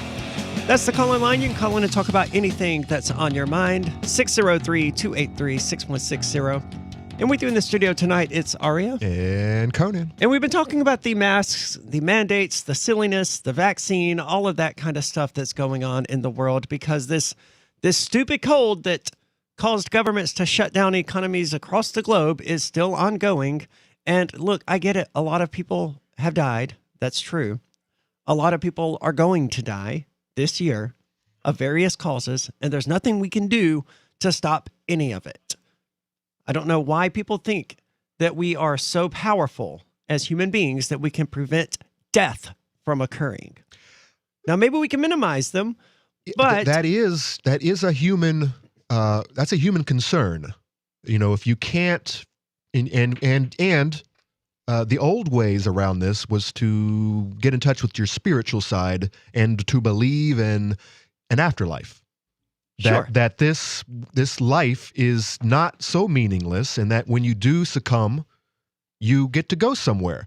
But there's something that has gone on in our culture where there are no more spiritual people. They're atheists. They don't believe any of this. And so it's a void that has to be filled with something. That doesn't keep a person from being spiritual. For example, I know that all of this is meaningless. I'm going to die, and that's going to be You're also a very reasonable, practical person. I try to be, and that's going to be the end of my existence. But that doesn't mean that none of this matters to me right now. You know, that's the important thing. I don't care that it's not going to matter in a million years that I even existed. I care right now, and it matters to me. And that's why we're so adamant about living our lives fully and not in fear, because we only get so much time. And that's where the state religion comes in. You know, you're an atheist as well, right? I am. I don't even know. I'm a simulationist, actually. But you don't believe in an afterlife, presumably, or in the classical sense of an afterlife. I don't not believe in one. I believe in. I am very open-minded. I have a lot of interesting ideas on how and what's really going on, and I don't know that any of them are right. I would understand the Christians out there who are not taking things seriously, or whatever religion that are not taking things seriously, because they do believe in an afterlife. So, hey, this little life, this is just a brief window of time, and I'm going to wake up and I'm going to live forever. I understand why they wouldn't care about this, but the people out there who recognize that they're going to die would be the ones that I would expect to actually care to enjoy their lives. But these new atheists, these new liberals, the leftists, the anti-religionists, they have no desire whatsoever to enjoy the current moment. But I'm thinking that because they've been promised Sugarland Candy Mountain by the state. But they might want to live forever. They might want some precious vaccine that will prolong their lives for another 20 years, and they could just do whatever. They can smoke and joke and get fat, and they can be lazy and unhealthy and just live forever. I think that there might be that an idea back in the back recesses of their brain where they think that government, Big Brother could keep them alive forever, and that. I think you're probably right. I think most people probably operate under this delusion that they're going to live forever. Most people haven't ever actually faced death or their own mortality or eco-death or whatever terminology we want to use. Right. Most people just operate on the assumption that, they know somewhere in the back of their mind that they're probably going to die and that's going to be the end of it. But they've never applied that as something that should affect how they live their lives. They don't take that and go, and you know what? Because of that, I actually should make sure I enjoy every single moment of my existence. Exactly. And there might be some other issues going on here too. Being not being a part of life, as in nature, not actually. For example, I consider myself an urban farmer. I've been raising, sheep and rabbits, and I do the gardening, and I actually grew up on a cattle farm, a dairy farm. I have seen death everywhere. Everywhere I look, I've seen it, and I've eaten. The very product that I raise intentionally so that I can eat it. And guess what? People out there in the big cities, who think that the meat comes from the store. No. You have to go a little further, and maybe there's a disconnect where you have too many people in this world who haven't experienced what nature is really like. Nature's rough. Nature's horrifically Nature's brutal. rough. If you've ever seen you spent some time watching the Discovery Channel or animal specials or animal documentaries. It's animals eat other animals alive all the time. Alive, kicking and screaming. Yes. And it's rough. You got to think about that fly trapped in the spider web. That fly is being slowly digested while alive. Pulled apart. Look at a praying mantis after a good time with the wife. Isn't biting the head off? What they do? He gets his head eaten off. Yeah, but that's still kind of quick compared to some of these deaths. Yes, but still, but that's horrific. You just mated with your girl, and she eats you so that she can basically turn you into baby food. Yes, isn't that crazy? That's life, people. That's how it works. So maybe, and then you have the you need mushroom. to watch more, at least watch more nature shows, people. You have the parasite that infects the ant and takes control of the ant's brain while its spores eat the ant alive from the inside out, and it's just absolutely horrific. Absolutely, how bad nature really is. I discovered a new wasp in my garden last year. It basically lays its larva in the brassicas, the cabbage moth. It lays its eggs in the caterpillar. The caterpillar goes about its life, basically feeding these stupid things, and they eventually eat their way out of him. That's nature. Yeah. People who are aware of that kind of thing. And by the way, the worm survives it. Stops eating and guard. This is the weirdest thing. This is evolution for you. This is crazy. This is why I do believe in a creator type. Maybe it's a bunch of aliens sitting around a table, and this really is a simulation. But the I think that's likelier than any sort of supernatural bearded dude going, "Ooh, magic." These larvae break their way out of this caterpillar without killing it, and the caterpillar stops what it's doing, stops eating, and guards the larva till it finally succumbs and dies. It's the weirdest thing I've ever seen. I watched it. I watched the whole thing. I got the pictures. It's like Alien. It was just like Alien. But that's life, people, and maybe we need more of that in our lives to make us appreciate what we have and to stop fearing everything and to realize that you could die on the way home, right? On the way home, you could get in a car accident, it's over. Stop living every second like that's going to happen, though. No, but you should be aware that it could happen, and you should have a good time based on that knowledge. Any one of us could die at any moment.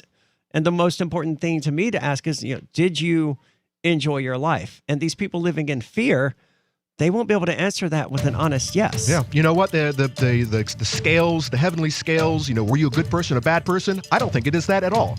I think it's more like, did you live your life? Or were you just a weasel the whole time, just living under a rock, afraid of everything? Or did you actually live your life? I don't believe we'll be judged, but if we are to be judged, I hope that that's the metric by which we would be judged. What are your thoughts on all of this? It's Free Talk Live.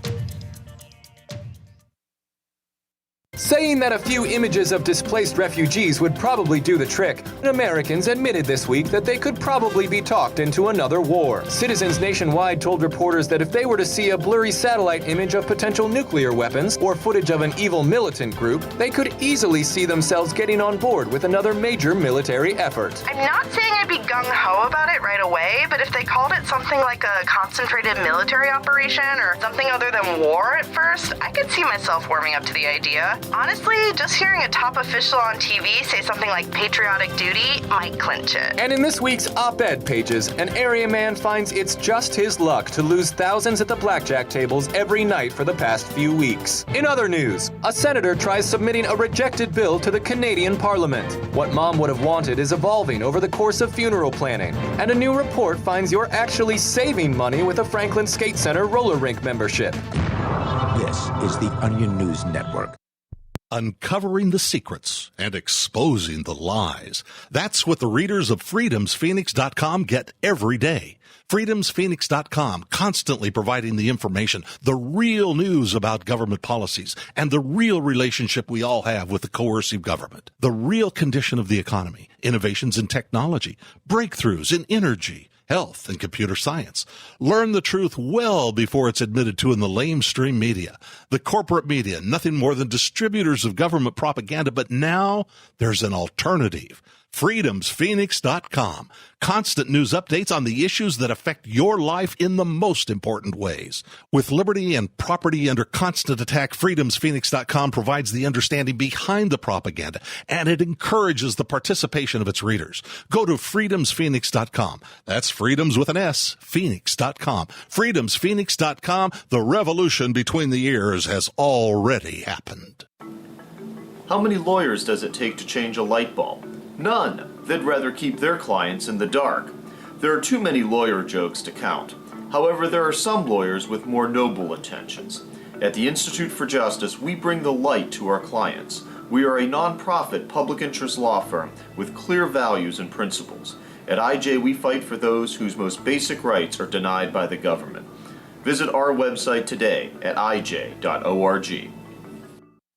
So you've heard all 3 hours of the latest episode of Free Talk Live, and you're still hungry for liberty-oriented audio content? Did you know that we have another 24/7 audio stream at LRN.FM? The Liberty Radio Network airs the latest episodes of some of the best liberty-oriented podcasts on the internet around the clock. In addition to recorded content, you'll also hear live shows like Free Talk Live, originating from our Keene, New Hampshire studio. So listen anytime at LRN.FM. That's LRN.FM. Why did you move to the Shire? I moved here to the Shire because there's other people around who take liberty just as seriously as I do. I moved to the Shire because I saw videos of people challenging authority and thought that I could get support myself. It called to me, like, do this right now. I wanted to be around people like me who got it. And once I got here, I knew there was nowhere else that I wanted to be. I've always wanted to change the world. So I moved to the Shire to join people who were actually working towards doing the same thing. The people here are awesome, loving, and positive. It was for the adventure and for the feeling of something important is happening here. And I just wanted to come to sort of be part of that. Visit ShireSociety.com to read and sign the Shire Society Declaration and learn the reasons why, if you love liberty, you should immigrate to the Shire. Plus, connect with others via the forum at ShireSociety.com. That's ShireSociety.com. Yep, we still do email. Drop your email address in the entry box at freetalklive.com, and you'll be kept in the loop with Free Talk Live.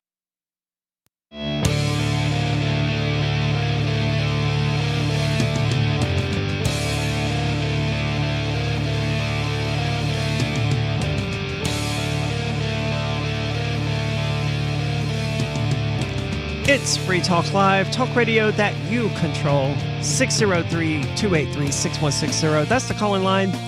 You can call in and weigh in on any of the stuff we've talked about tonight, or you can change the subject to something else entirely. It's Free Talk Live that you control, after all. So 603-283-6160. And it's only 2 months to go. 2 months to go, Conan, until I have a full, actual, real day off. And I can't wait. 2 months. Yes. It was 2 weeks in the Total Recall, excuse me. 2 weeks. I've only seen Total Recall once as an adult, and that was classic years ago. Classic Philip K. Dick, man. He's got some wild ideas. Very good ideas coming out of that dude. R.I.P. Of course. And that day off is going to happen at Fork Fest at Rogers Campground. Fork Fest happens the week after the Porcupine Freedom Festival, but Fork Fest is decentralized, which means there's no one in charge. There's no ticket cost. All you have to do is reserve your camping site, RV site, or motel room with Rogers Campground from June the 28th through July the 1st. Free Talk Live will be there. I will be pre-recording segments of the show, and we try to get a day or two ahead so that we don't have to work as hard on the last day or whatever.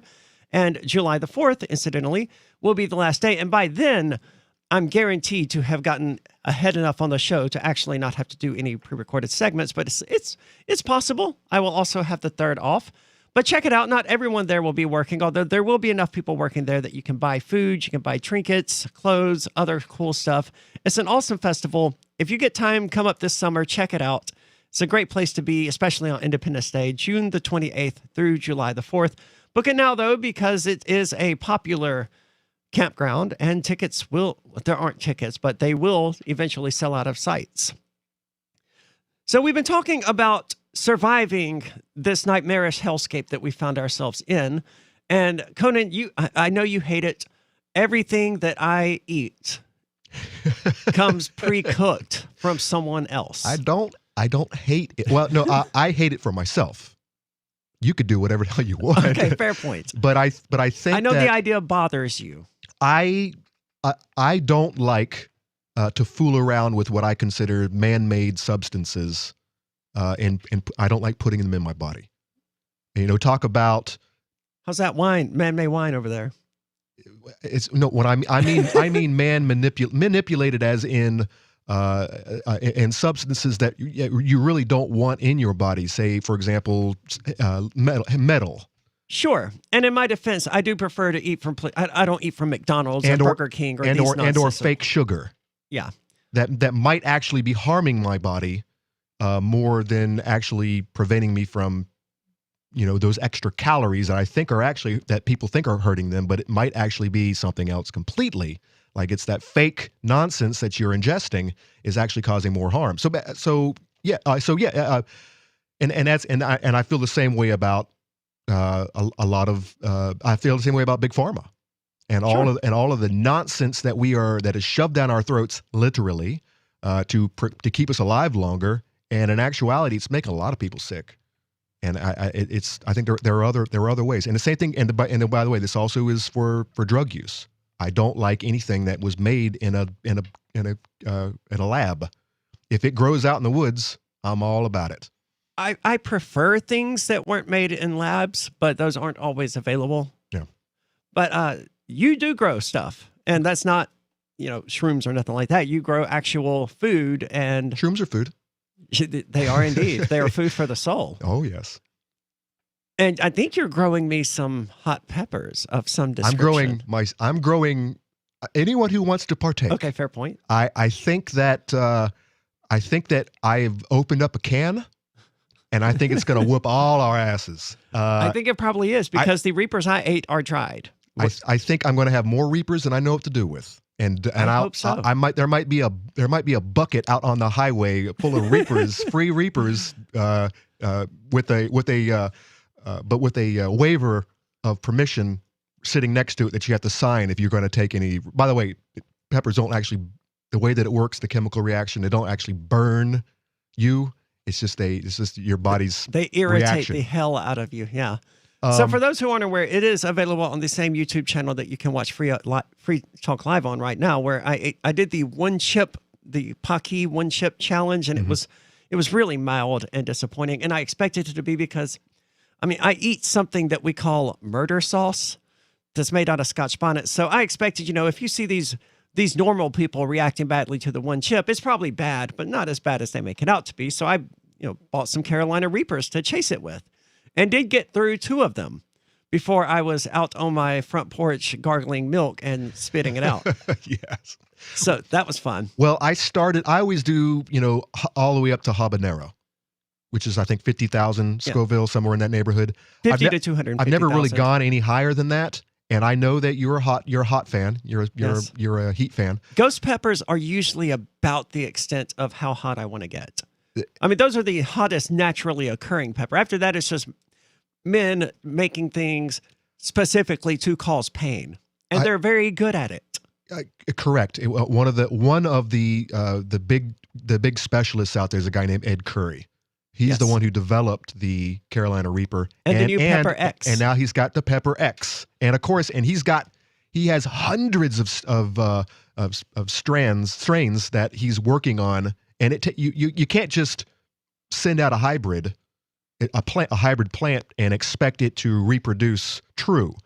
So it takes like 10 generations before you can actually have a stable plant and actually know that you have what you have.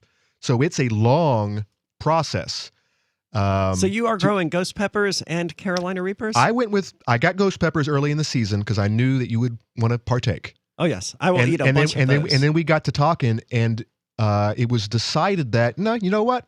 If we're going to go out, that sounds like me. Let's do this. So I got some Reapers, and they're about 3 weeks behind my ghost peppers, which, by the way, are beautiful. It is just a beautiful plant. I just took them out today to get to finally introduce them to the elements because in 3 weeks it's going to be time to put them in the ground if I choose to do so. I might actually keep some in pots just for fun, especially for overwintering. So I just have them forever and ever, or as long as I can keep them alive. But yeah. So you have a bit of a green thumb. I try, and I am successful to a certain degree.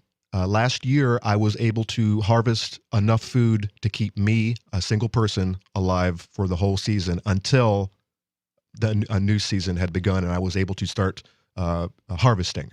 So you got a story about 10 survival foods. Now, one thing that is very important to me is self-sufficiency. Right.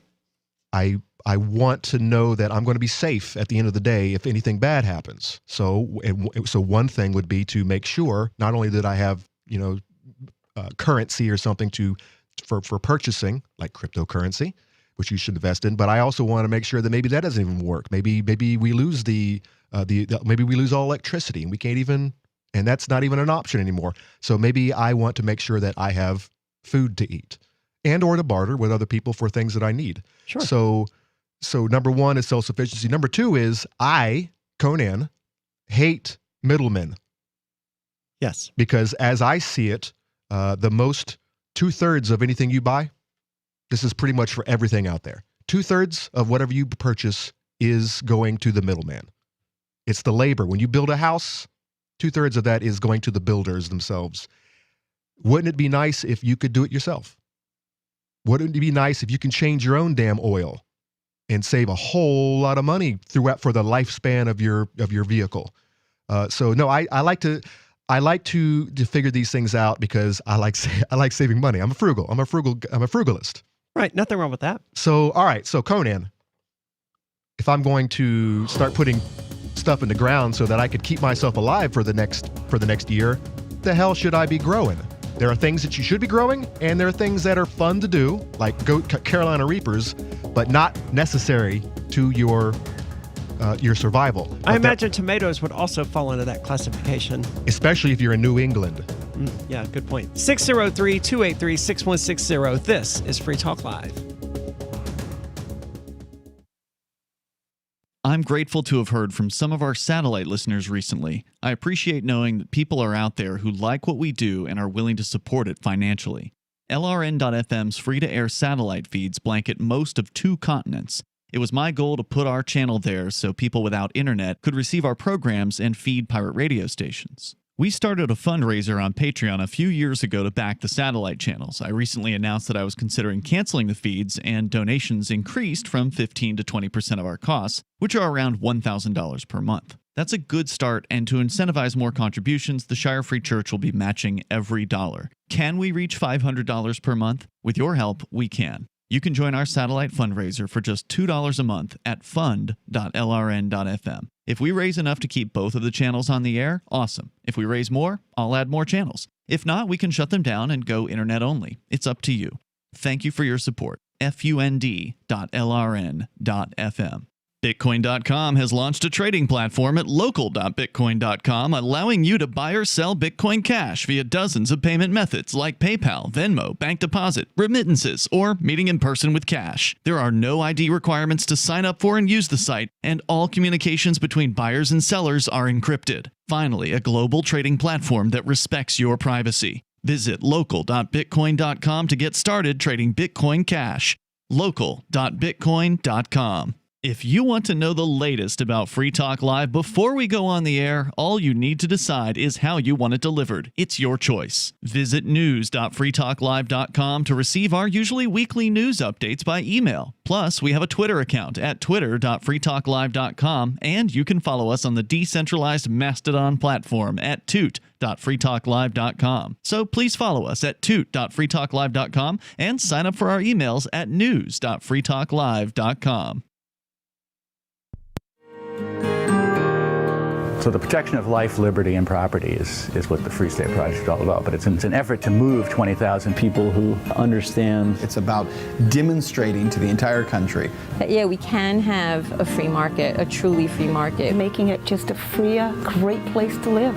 It's the world's largest voluntarist libertarian community, and it's only getting bigger. That's amazing, to be able to move to a place where other people passionately believe in being free and independent. What the Free State Project is managing to do, though, is to put their money where their mouth is. It's physically getting up across the country and saying, let's go someplace and let's demonstrate the power of these ideas. There's a lot of kind of philosophy that surrounds liberty. There's a lot of thinking about it and talking about it. But here in New Hampshire, people are doing it. 101 Reasons Liberty Lives in New Hampshire, a documentary by Free State Project Early Movers. Watch it free at 101reasonsfilm.com. 101reasonsfilm.com.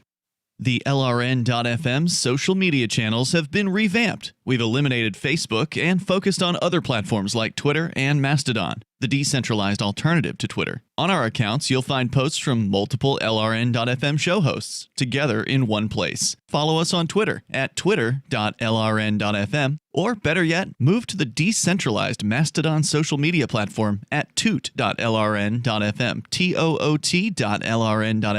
I think you'll like it. I'm crazy about My Magic Mud. This is the most important oral care product created this millennium, and I'm not kidding. We all have different opinions on politics and issues, but we all have mouths. And I want yours to be as clean as possible, with teeth as bright as they were meant to be. I will never be without My Magic Mud. It's a little surprising, but man, does it work. If you only listen to one thing I say ever, go to mymagicmud.com and get 20% off with code FTL. mymagicmud.com, code FTL. Got Telegram? You can follow our channel there and discuss show prep with other listeners at telegram.freetalklive.com.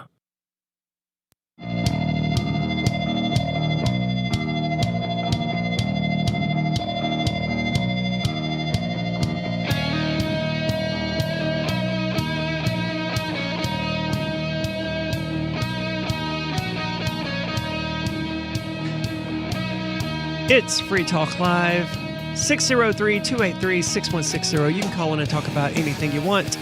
With you in the studio tonight is Arya and Conan, and I got to tell you, in the event of one of these zombie apocalypse or one of these... It's happening right now. Whatever sort of scenario is going to lead to the total collapse of society, I will be relying very much on my resources, such as gold and stuff like that. Mm-hmm. And my ability to trade gold, to think, yes, and to devise plans and ways for people to stay alive. Having a good head on your shoulders could be very, very important when it comes to picking yourself out of the ditch and surviving all of this. Yes. I'm going to have to work with people like you. I'm going to have to convince you that I have skills that will help you. Because I'm not going to have a damn thing grown for me to eat. You're going to be working on the farm. You're gonna have to figure it out. What if you're gonna have dirt on your I will be fingernails? the one- Are you gonna be all right with that? No, I will be the one who invents a better irrigation system that reduces the amount of work you have to do. Now, but here's the thing, and I keep telling, especially the preppers out there, the preppers who have all the seeds, they're ready to go. No. When the collapse happens, look at all these. I have 100 different seeds here, different types, different plants that I can just start my garden. I'm like, that's not how it works. No, the soil has to be ready for that. You right? have to build the infrastructure. And it's kind of the same thing with, you can't wait to learn a skill when you need to use that skill, unless it's something that it's a process. And, the best way to learn something is to actually do it. I find that to always be the case. And it's really helpful to have the YouTube Academy out there that will walk you through, say, changing a part on your car that you've never worked on before. But what if you don't have that? What if YouTube's not even up anymore? And you've never... This is why thinking is such an important skill, because there just about isn't any problem out there that a thinking person can't rationalize and troubleshoot their way through. Yeah, but knowledge is also important. Knowledge just cuts down on the diagnostics It's time. always good to be able to learn, but there's a long process where you can actually where that knowledge is worthwhile to you. And if you have to, at the spur of the moment, figure something out, you might not have that time. And that is huge when it comes to gardening. I have been digging for 8 years now, and I'm still digging. It is such a large. I just added 480 square foot on my neighbor's property. That's nice. Because basically I've run out of room myself. And obviously your neighbor was cool with this. Absolutely, he's all about it. He wants me to build. He wants me to do more gardening up near the house. He wants me to cut some of his trees down and garden where those trees are, which is not happening. He's gonna. Well, I don't know. Maybe Sure. maybe they're old, so maybe I'll help them out. I'll take those trees down. Free of charge. They feed me all the time, so it's good. But no, you can't wait until it actually happens to start figuring these things out. You need to start doing it now, and don't start huge. Just start with a 10 by 10 plot. Start with a raised bed or something easy, and start with just 1 or 2 items. Some people go overboard when it comes to gardening, and they have horrible results because they had too much on their plate, and they have a bunch of casualties, or just things don't turn out because they didn't work in enough compost because they spread it too thin, or they didn't add fertilizer, or they planted too early or too late or whatever. And there's a lot to this. There's a lot of science involved, and there's a lot of gathering knowledge year after year until you finally get to the point where I am now, where I don't even buy seed online anymore. I bought some seeds, Carolina Reapers and all, but I very fully intend to save those seeds so I have Reapers next year. Now, there's a lot to that. Don't let Monsanto know. But there's a lot to that. You can't just keep the seed. You have to ensure that the 12 other types of peppers you have growing in the yard as well don't intermingle and mix, and you come up with some hybrid the next year, some untrue hybrid that is not what you wanted. So there's a process, and you wouldn't know unless it happened to you, where you actually created a hybrid seed and it grew into something that you didn't even recognize. All right, well, what breeds with what? Can I grow a cabbage next to a turnip? Is that going to work, or are they going to intermingle?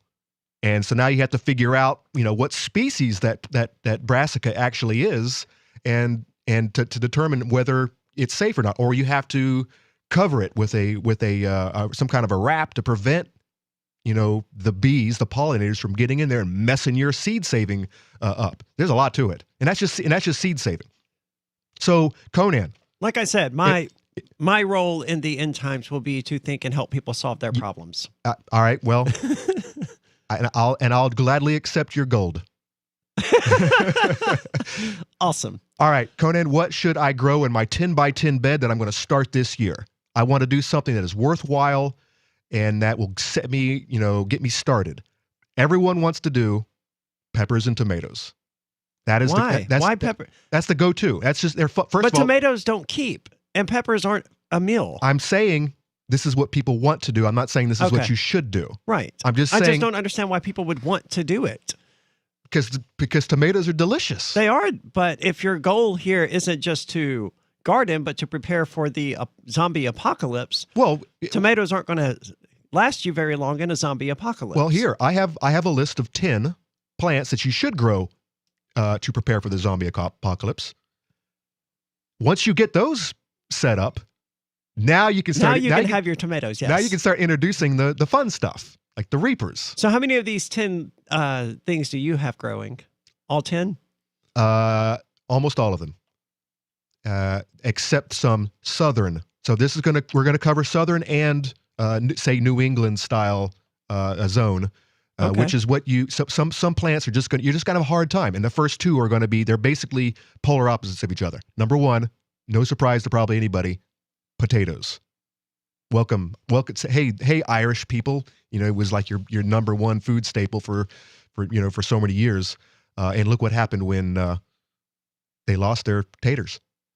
Because there's more to that. There is a little bit of myth going on there, but losing that potato blight really. Well, it makes sense. Really, Potatoes really are filling and they're full of nutrients and stuff. And they store very well. Oh yeah, that's true. They do. Potatoes are probably the ultimate survival crop. They tolerate poor soil, bear abundantly, handle a variety of climates, and are packed with calories. Space-wise, they beat the living daylights out of grains. Plus, they store for a very long time. In some climates, you can plant potatoes in spring and fall and get a double harvest. If you pick purple varieties, they are high in anthocyanins, though the yield I've had from them is much lower than their white cousins. So basically, I've done both. I grew potatoes in the fall, and I'm still putting them in the ground as we speak, and they're going to develop at different times. The polar opposite of that, if you say are in Georgia, is the sweet potato, which is not actually related to the potato. It's actually no, it's not. It's a South American kind of it's a tuber. Sweet potatoes are healthier than white potatoes and provide an additional benefit. The leaves are a green vegetable with a decent-sized patch of sweet potatoes you can feed your family, plus get plenty of nutrition.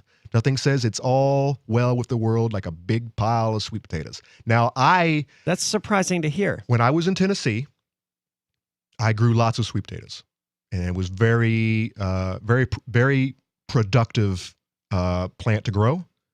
I can't get them to do very well here at all in Zone 5B, but in Tennessee, below the midline there, they grow wonderfully. And they also create very, very nice ground cover. What I like to do is I like to actually space them between my tall upright plants, like my peppers or tomatoes or whatnot. I would grow the sweet potatoes in between them, and they would create this very lush, beautiful ground cover that would prevent weeds from popping up. Very, very smart idea. It's such a beautiful plant. I mean, I would grow them out in front of the house just as a ground cover. All right. They don't store as well. They do store very well, but they're not potato level of storage. They're not potato level storage, but compared to other, I'm still surprised that they're not a potato. No, they're not a potato is a nightshade, I believe. No, a tomato is a nightshade. A potato is why aren't they related? Anyways, sweet potatoes come from South America. All right, number 3 on the list. And I'm iffy on this one. I don't know that this is actually necessary. Number 3, kale.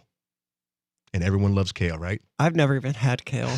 I don't particularly want it. I've never heard anything good about it.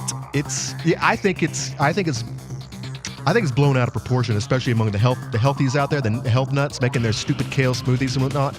I think it's been blown overboard. I eat it. I grow it every year. Sure. But I don't know that it was actually going to be on my list of necessary product to grow. It's a beautiful plant. What do you think about kale? Would you grow it to survive? 603-283-6160. It's Free Talk Live. There are lots of ways to listen to Free Talk Live. Our podcast has been around since podcasts began, and now the FTL feed is loaded with content besides our full show archives. Did you know that we make it easy for you to customize your podcast subscriptions? We have different feeds, one that includes only our full shows, one with just the Daily Digest, and our main feed that includes everything. You decide what you listen to. It's quick and easy to customize your feeds at feeds.freetalklive.com. That's feeds.freetalklive.com. Do you feel like your nation, state, or community no longer holds your values? Have you dreamt of a place where people agree that liberty is important and are free to pursue their projects so long as they respect the property of others? There are many people just like you that are discovering freeprivatecities.com. Their social media links are at the upper right of the page at freeprivatecities.com. All skill levels will be needed when the first of the Free Private Cities opens. It's sooner than you think. Stop arguing and build. freeprivatecities.com.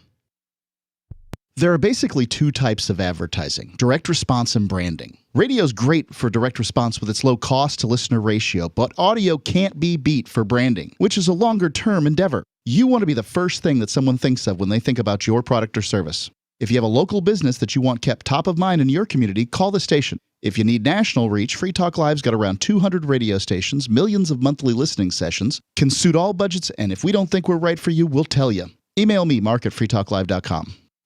What if you want to hear the latest episode of Free Talk Live, but all you have is your phone, you forgot to download our archive, and you have no data connection? You can call our Listen line at 641-793-0191. That's a long-distance number, so you may incur charges. If not, listen as long as you want. 641-793-0191. The Free Talk Live Listen line, 641-793-0191. You're listening to the live edition of Free Talk Live. Hour number 3 is next after the news here on the Liberty Radio Network at LRN.FM. A reach across the aisle. Lisa Brady, Fox News. A bipartisan group in Congress renews work on police reform, and some are meeting with family members who lost loved ones in use of force incidents.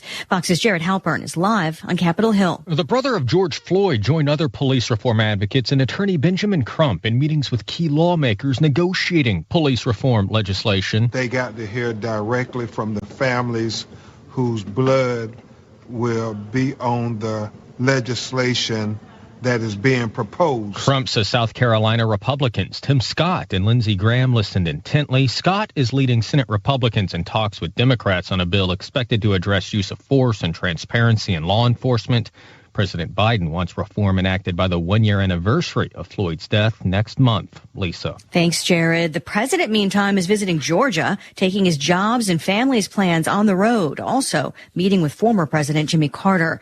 The driver in a fiery van crash that killed 6 people last weekend near Atlanta is now charged with multiple counts. Gwinnett County Police have booked Monica Manayer on suspicion of 6 counts of homicide by vehicle as well as reckless driving. Investigators accuse her of making an unsafe lane change while driving passengers in a van, most of whom were part of a sober living group.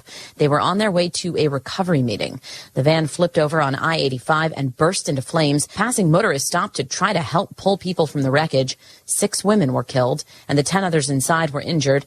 The police report indicates, though, that witnesses told them a second vehicle unexpectedly changed lanes in front of the van before it crashed. Fox's Jessica Rosenthal. Indictments just announced against 8 people in the alcohol-related death of an Ohio college student found unconscious after a frat party in March. The charges range from hazing and assault to involuntary manslaughter. America is listening to Fox News. Don't let the challenge of creating mobile apps stall your business. Building apps takes time, special skills, and a lot of money. Fortunately, with Sodi Snap, you can unleash your inner developer by allowing you to build and deploy apps fast. You don't need to be a software developer, and you don't need a lot of money. With Sodi Snap, you can create apps up to 10 times faster than traditional methods. Leverage Sodi's free app prototyping service. Visit Sodi.net/Fox for a free trial for Fox News radio listeners. That's SOTI.net/Fox. More than $100 million in medical supplies from the U.S. are on the way to India. U.S. Air Force launched 2 cargo planes full of badly needed medical supplies from California bound for India. A coronavirus outbreak has led to thousands of deaths in recent days. In a tweet, Defense Secretary Lloyd Austin said oxygen cylinders as well as N95 masks were part of the aid package. USAID delivered the supplies to Travis Air Force Base located outside San Francisco. The White House said India helped the U.S. when its hospitals were strained early in the pandemic. Now it's time for the U.S. to help India. At the Pentagon, Lucas Tomlinson, Fox News. India is having a record surge in COVID cases, topping 300,000 new cases per day. The French president laying out a new 4-step plan to reopen his country, including the return of outdoor terraces for cafes and restaurants in May, along with museums and theaters under certain conditions, though France's case numbers and hospitalizations remain high. A new poll finds many Americans support athletes and teams speaking out on issues. Remember when there was a strong separation between sports and politics? Not anymore. A poll conducted for Seton Hall University by YouGov found that the majority of Americans support sports teams, leagues, and players using their influence to affect social change. Among poll questions, should teams and leagues use their influence? 48% said yes, 36% no, the rest undecided. The easiest thing in the world for a reader to do is to stop reading, according to the late, great Barney Kilgore, who became managing editor of the Wall Street Journal in 1941 and grew the paper's circulation from 33,000 to 1 million by the 60s. And he'd be pleased to know that his paper is one of the few that people now pay to read online. Someone else pre-internet who realized that attention is fragile? Motown Records founder Berry Gordy. In the early 60s, when his label dominated the charts, he'd bring a dozen real people into the Hitsville, USA studios and audition songs. And he'd ask, if you were down to your last dollar, would you spend it on this record or would you buy a sandwich? Today, attention span seems like an oxymoron. For tips on cutting through the clutter, hit survivalspeech.com. I'm Holland Cook. CEO Jeff Potkel went berserk earlier this morning, becoming drenched in his own blood and the blood of several employees as he viciously demanded the staff produce more web video content, or he would, quote, "f***ing kill them all." We need more videos! Videos with bands! Random videos! Funny videos! I want a video with a celebrity! I don't give a shit which one! You think this is funny? I'll show you funny!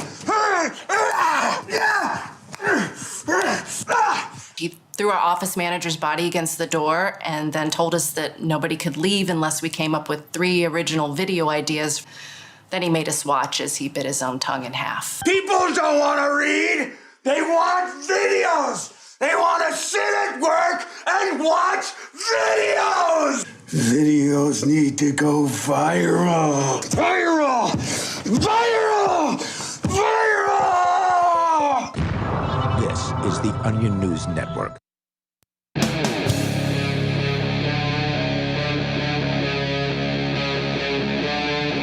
Free Talk Live.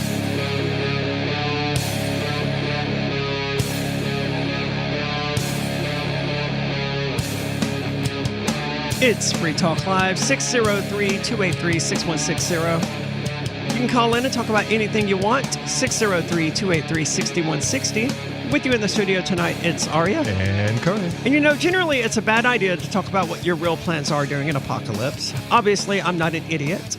I've seen how the last year has gone, and I've done more than just put aside some gold that most people won't actually want during a zombie apocalypse. If such a thing were to happen. I agree. And the fact that people know that I'm the guy, they've been watching me for 8 years now at my current residence, putting it all together. I know that there are crosshairs on me. And just, you know, this, like you said, it's not something that you want to signal if you actually expect to survive the onslaught, because so there's a big chance that I'll get taken out in the first day. All this work, I get taken out in the first damn day. But I'm not laughing because that's funny. I'm laughing because I appreciate irony. And well, I mean, but for all of you out there who think, and this is something that I even hear from my liberty-loving friends, it's like, I don't need a garden. I've got guns. Have you ever heard that? I have. I think that's it's messed up way of looking at things. Messed up, but maybe their plan is to barter the guns for food. Or bullets. No, I think bullets would probably be a decent currency in a zombie apocalypse. I think very sadly, I think that when push comes to shove, they will themselves be using those guns to rob people. To commit aggression. Which is sad because here they are living their lives, non-aggression principle. And, well, that's how it is. And if it hits the fan, they'll immediately devolve into animals. I mean, that's how it is, though. That's how morality is. It's a luxury. People hate admitting that, but when the chips are down, you will steal a steak in order to avoid starving to death. And it's my goal and my wish to prevent that dehumanization from ever happening, to be prepared for it so that it doesn't resort to a Twilight Zone episode where your neighbors are beating down your bomb shelter door. Your neighbors who you just had dinner with, your loving neighbors who now they know they're going to die because they didn't build their own bomb shelter and now they're beating your doors down. I don't want that to happen. You want people to build their own bomb shelters. Yeah, and I hope that in all of my years of building up garden infrastructure, I have impressed upon the idea enough of my neighbors that they start digging their own gardens. But you know what? I haven't seen the evidence. So to all of the people out there who have guns, who think they're going to come just go on a robbing spree. I truly hope that's not why the libertarians out there say, well, I have guns. Yeah. I suspect you're right. But I hope better than that. I think that it might turn into that. But here is my response to them. I have guns too. Sure. And I also have chickens. And you know what chickens eat? Anything? Anything. Haven't you seen? And I don't have pigs, but that might be the next on my list because you know what pigs eat? Anything. Anything. It's a good way to get rid of stuff that you don't want. All right. So you said that you think the benefits of kale are overgrown. Overblown. Overblown is, yes. All the foodies out there have praised it to be this like wonder superfood. And it might be. I don't grow it because it's a superfood. I grow it because it's very, very easy and it produces a lot of food. Out of everything in my garden last year that survived our winter, like 4 months of snow on the ground, the kale is thriving from last year. Now it's in its second year. It's a biennial, so it's going to start going to seed. But I was eating kale all last week from last year, this early in the season. So as far as durability, especially here in New England, I definitely recommend this very easy plant. Now, is it like aloe vera in the sense that it's almost impossible to screw it up? Aloe vera dies very easy. It's a very delicate plant. What am I thinking of then? Grass. Now, I was under the impression that aloe vera was almost like impossible to screw up. It's hard to underwater it because it's so tolerant. It's almost like a cactus. But no, it's a very delicate plant that grows very, very slowly, and it's just it bruises very well, very easy. I don't think you're thinking of aloe vera, but it's a good plant to have around, especially if you have burns and stuff. Sure. But we're talking about plants that people may want to eat in order to survive. Correct. Aloe vera is not one of those unless we start getting like herbal medicines and whatnot. And if you're making your own soap or your own shampoo or something, I'm thinking aloe vera might be something that might be on your list. But in the South, you might not have such luck with something like kale because it's going to have a tendency to want to go to seed the first year if you have really, really hot summers. Here in New England, I grew very, very early in the spring. I was eating kale the entire season, and then it actually lasted our very cold winter, and it's growing right now. I don't think our winter was that cold, was it? Not this year, it wasn't. The first winter I came up here, it was much snowier and much colder for substantial lengths of time. Last season was very mild in comparison to all previous years, in my opinion. So that might have been it. But even if it didn't survive, it's such an easy plant to grow. This is something that you want to start early. It's a brassica. So start it indoors in pots so that you can take it out basically 3 weeks ago here in Zone 5. Okay, so it's too late. No. For people who are listening. No, it's not too late. You can still start it now if you want. You're just gonna get a late harvest, and you might not get as much as you could. Okay. All right. So what's after kale? Jerusalem artichoke, which isn't, by the way, related to the artichoke at all. It's in fact related to the sunflower. And in fact, it looks kind of like a baby sunflower. I started these last year for the first time. I had never heard of them before. I have never heard of it. They're called either Jerusalem artichokes, sunchokes, or even the joke is fart chokes because they might make some people a little gassy, but they store very well. I started these for the first time last season. I ended up buying some online for an exorbitant amount, which I plan to do, by the way, myself. I'm going to start growing and start selling them online for $15 a pound plus shipping. I can easily do that. But anyways, just don't tell Monsanto. Their claim to fame is they look kind of like a water chestnut. I don't know if you've had chop suey that you put in the they make and they put in cans, and you can put it in your stir fry and whatnot. Oh, then no. That is the closest I can come to comparing this to another type of vegetable. And when I say they store very well, you don't want to harvest them and then store them like you would a potato or a sweet potato. This is actually something you want to keep in the ground until you want to eat it. But they grow. They are especially in some climates an invasive plant. So basically, you were talking about aloe vera being very tolerant, which it isn't. These bad boys are extremely tolerant. I mean, you could walk all over them. You could, kick them around. You could dig them up and put them back in the ground. Like kudzu in the South. Exactly. This is for those who don't know what I'm talking about. Someone had this brilliant idea that to stop erosion, they would bring over the kudzu vine, and it's taking over China, the South. And it has just completely taken over the South. Well, the definition of an invasive species. The sunchoke is something that you definitely don't want to put in your favorite part of the garden. You want to put it somewhere where you can, you could go out there with some herbicide if you stoop to that level. Okay, sort of isolate it. To isolate it, yeah. Okay. But I'm in my second year. They're already popping up as we speak. I dug some up just now just to make sure that they were doing fine, and it's a great survival food because you just dig one up when you need it. By the way, that's year round, presumably. Yep. I mean, you want to harvest in the fall, right? But I could be digging them up right now if I was hungry.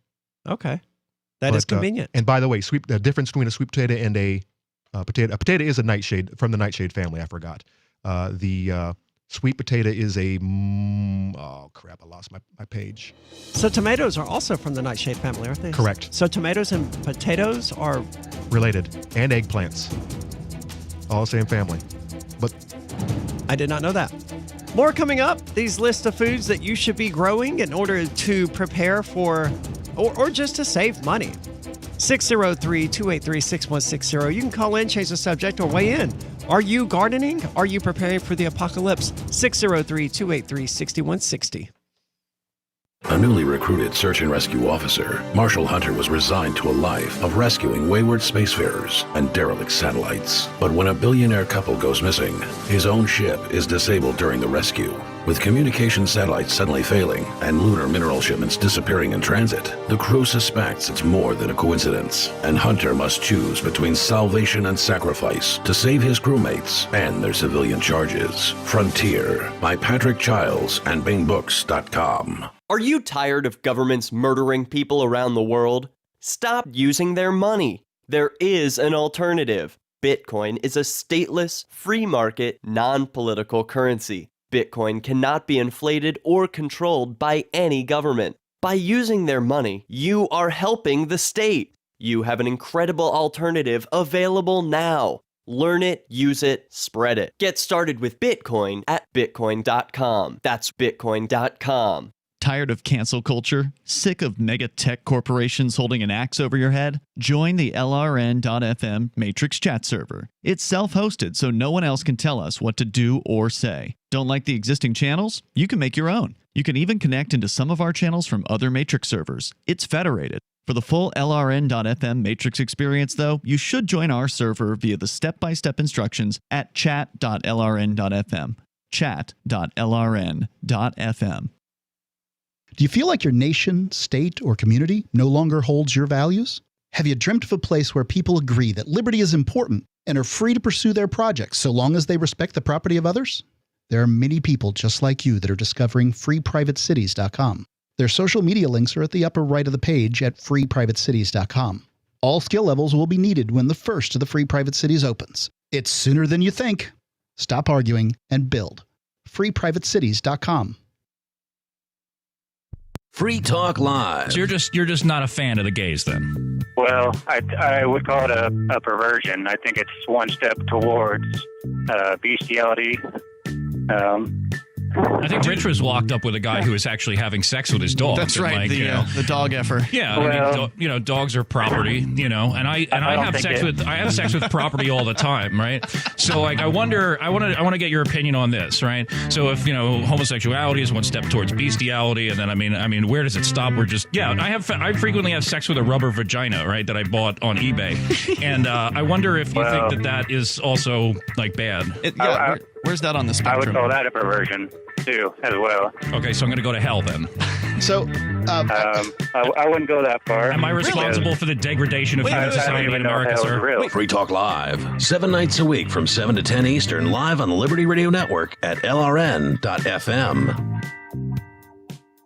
Some of you asked, and now we've delivered. LRN.FM's live Keene, New Hampshire studio shows are now streamed in HD on Twitch. Visit our channel at twitch.lrn.fm and give it a follow. If you have Amazon Prime, you get one free subscription on Twitch. If you use it on our channel, Twitch will give LRN.FM a monthly piece of your Prime subscription cost. So please watch, follow, share, and subscribe to twitch.lrn.fm. That's twitch.lrn.fm. Looking for a great real estate investment? Consider New Hampshire, which is ground zero for the Liberty Movement. Your first call should be to Mark Worden from Porcupine Real Estate. He's more than just a real estate agent. He's your New Hampshire concierge. Where are the best places to live? Do you want farm, city, the burbs, or forest? Do you want a duplex or multifamily building so that renters pay your mortgage? There are homes in all price ranges in New Hampshire, and Mark can help with financing too. Invest in Liberty and property. Mark Worden can help. PorcupineRealEstate.com.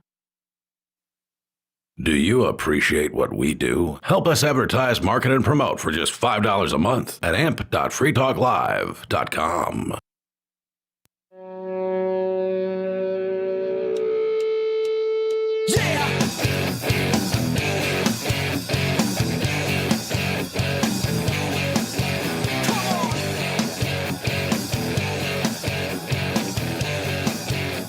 It's Free Talk Live, talk radio that you control, 603-283-6160. You can call in and talk about anything you want, such as what are you planning to do during a zombie apocalypse? I've always liked the idea of zombie apocalypses, and I mean, the fictional idea and stuff like that. You mentioned I Am Legend earlier tonight. That's probably one of my favorites. But there are a lot of really good ones out there. The book or the movie? I've never read the book. I've been meaning to, but now it's just not likely to happen. The movie's fun, but it misses the whole concept, which pisses me off so much. It's not that they just changed things. Movies do that. Sure. But it's that they actually screwed up the basic concept behind the original short story, There was an alternate ending, I think, that was truer to the concept behind the short story, but I don't remember what the differences were. Yeah, I think I remember watching it, and it did make more sense. But I won't spoil it for anybody. I'll just be like, definitely the movie's fun. The book is kind of it's Will Smith, so it's good. It's damn good. I reread the book recently, and I realized that a lot of the books that I grew up with, especially the ones that were written in the 30s and the 40s and even earlier, that I loved as a kid, Edgar Rice Burroughs and Robert E. Howard, his Conan series, and had in Tarzan and whatnot, and rereading them as an old man, they're horrible. And I Am Legend is kind of in that boat. It's a weird. You said it's a short story though? It's about 80 pages. It's easy. I could read that. You can read it real quick. Yeah. It's a really neat idea. I like the idea. I like the concept. I like. So what was the concept behind the book? I can't tell you. It's okay. It's okay to spoil a book. It's just not okay to spoil a movie for people. You're going to read the book. I need to be motivated to read it. I'm not. I'll tell you off air because I'm not going to spoil it for anybody else. It's the book. But they need to be motivated to read it as well. The book ending. That's all I'm going to say. It's such a punch you in the face moment, and it's like, oh, I get it now. That is a pretty neat idea. It's one of those moments. It's like, and I don't want to spoil that for you. It's like a light bulb going off. That's something I miss, man. I used to level up all the time. Yeah. When I'd figure something out, when I'd connect the dots, And I refer to it as leveling up. Well, just like in a video game, the more levels you get, the longer it takes to get the next one. Exactly. Which is where I'm at.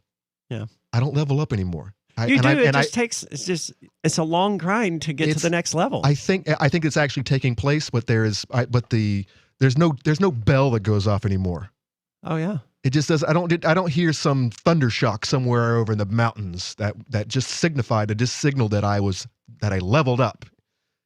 I think it's just more of a slow, soft transition, which I miss the old days, back when leveling up was a punch in the face.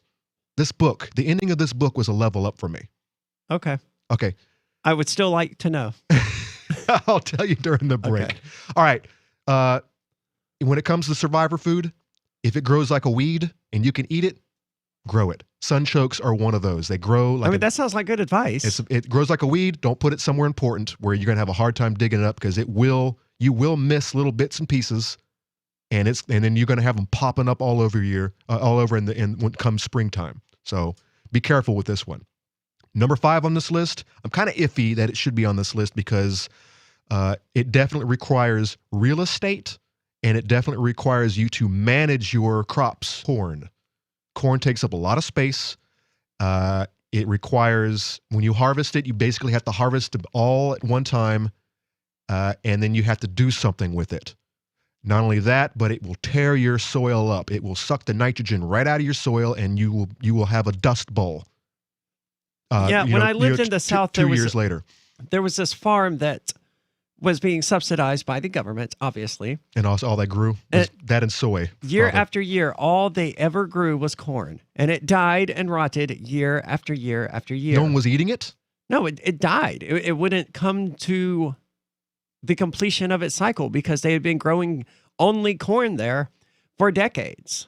Subsidized by the government. It would grow to an extent, then it would die, and that would be it. You think they were probably making a little on the side just to go throw some corn seed out there, just to prove that that property was being used for this use? Yes, I think the government was rewarding them for doing that. They're like, hey, we need someone to grow corn, and they were like, we'll do it. And they're like, oh no, it died again. And the government's like, okay, here's your check. Try again next year. That makes perfect sense to me.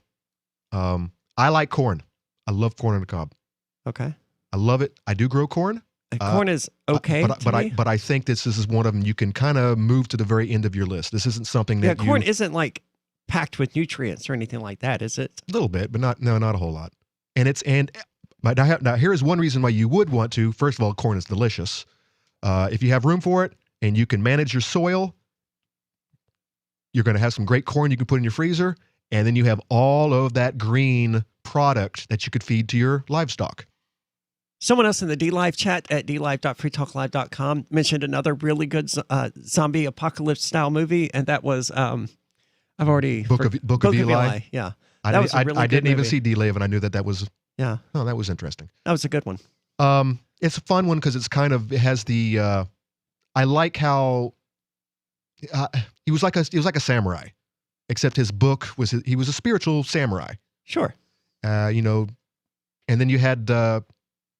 But you know what? Now I'm failing to remember what the movie was all about, except that it was about this guy trying to transport a Bible to a city, to the last city, the last bastion of safety and security. Yeah, and he passes through this town, and they give him a hard time, and then they discover that he's got what they consider to be the magic book that lets him take control of people. Yep. It's very anti-religious in its leanings, really, when it comes down to being a book about someone essentially performing a biblical miracle by memorizing the entire freaking Bible.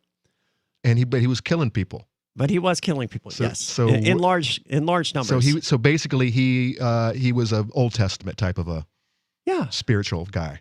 Yeah. A whole wrath of God. Good movie. I watched that one last year at some point.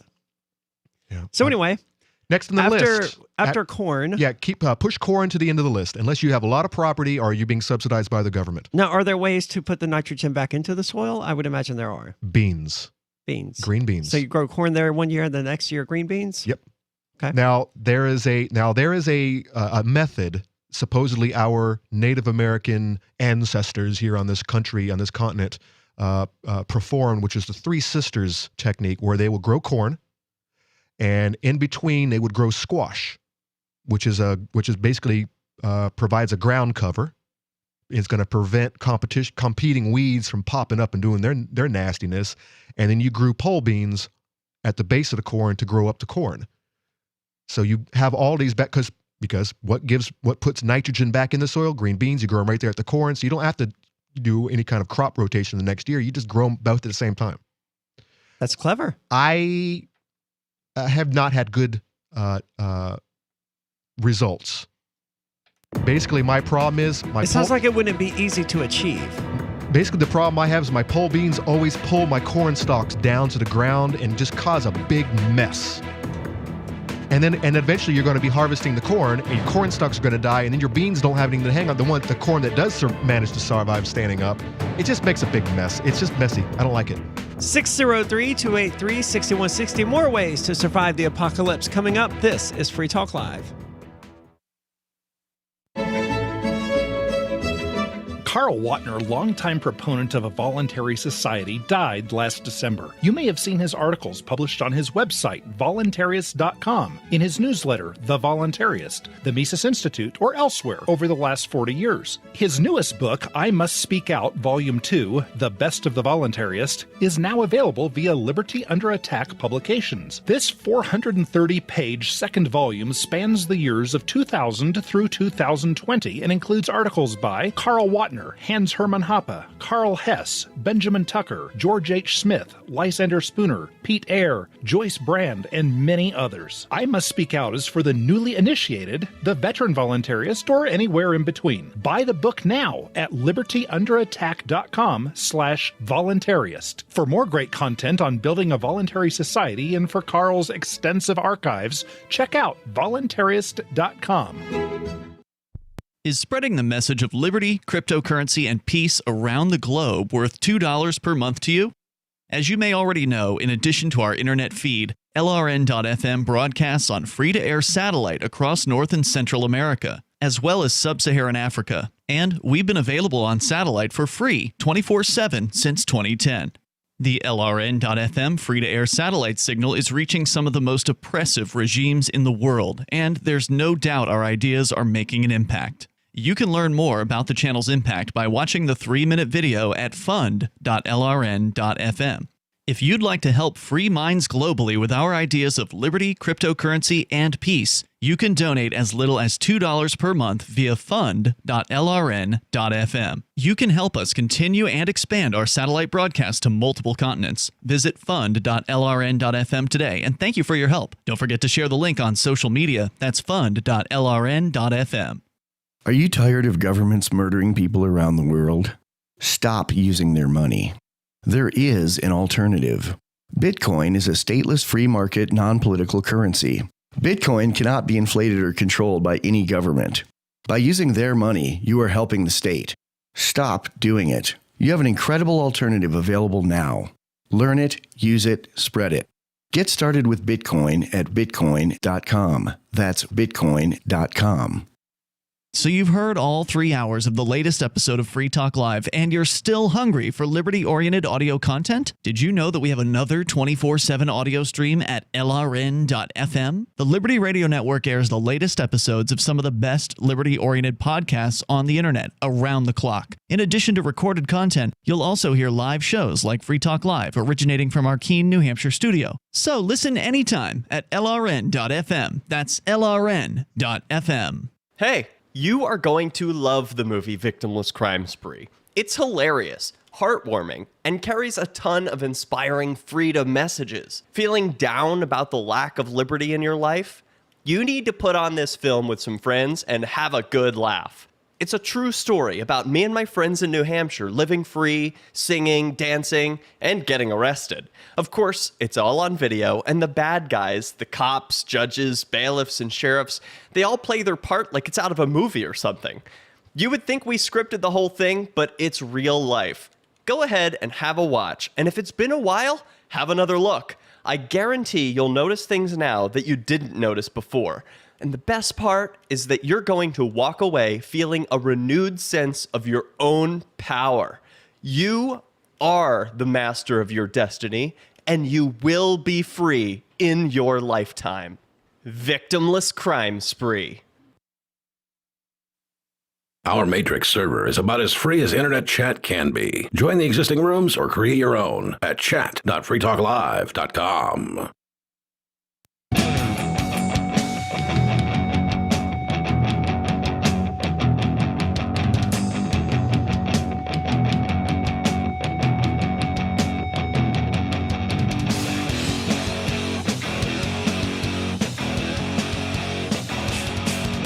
It's Free Talk Live, 603-283-6160. That's the call-in line.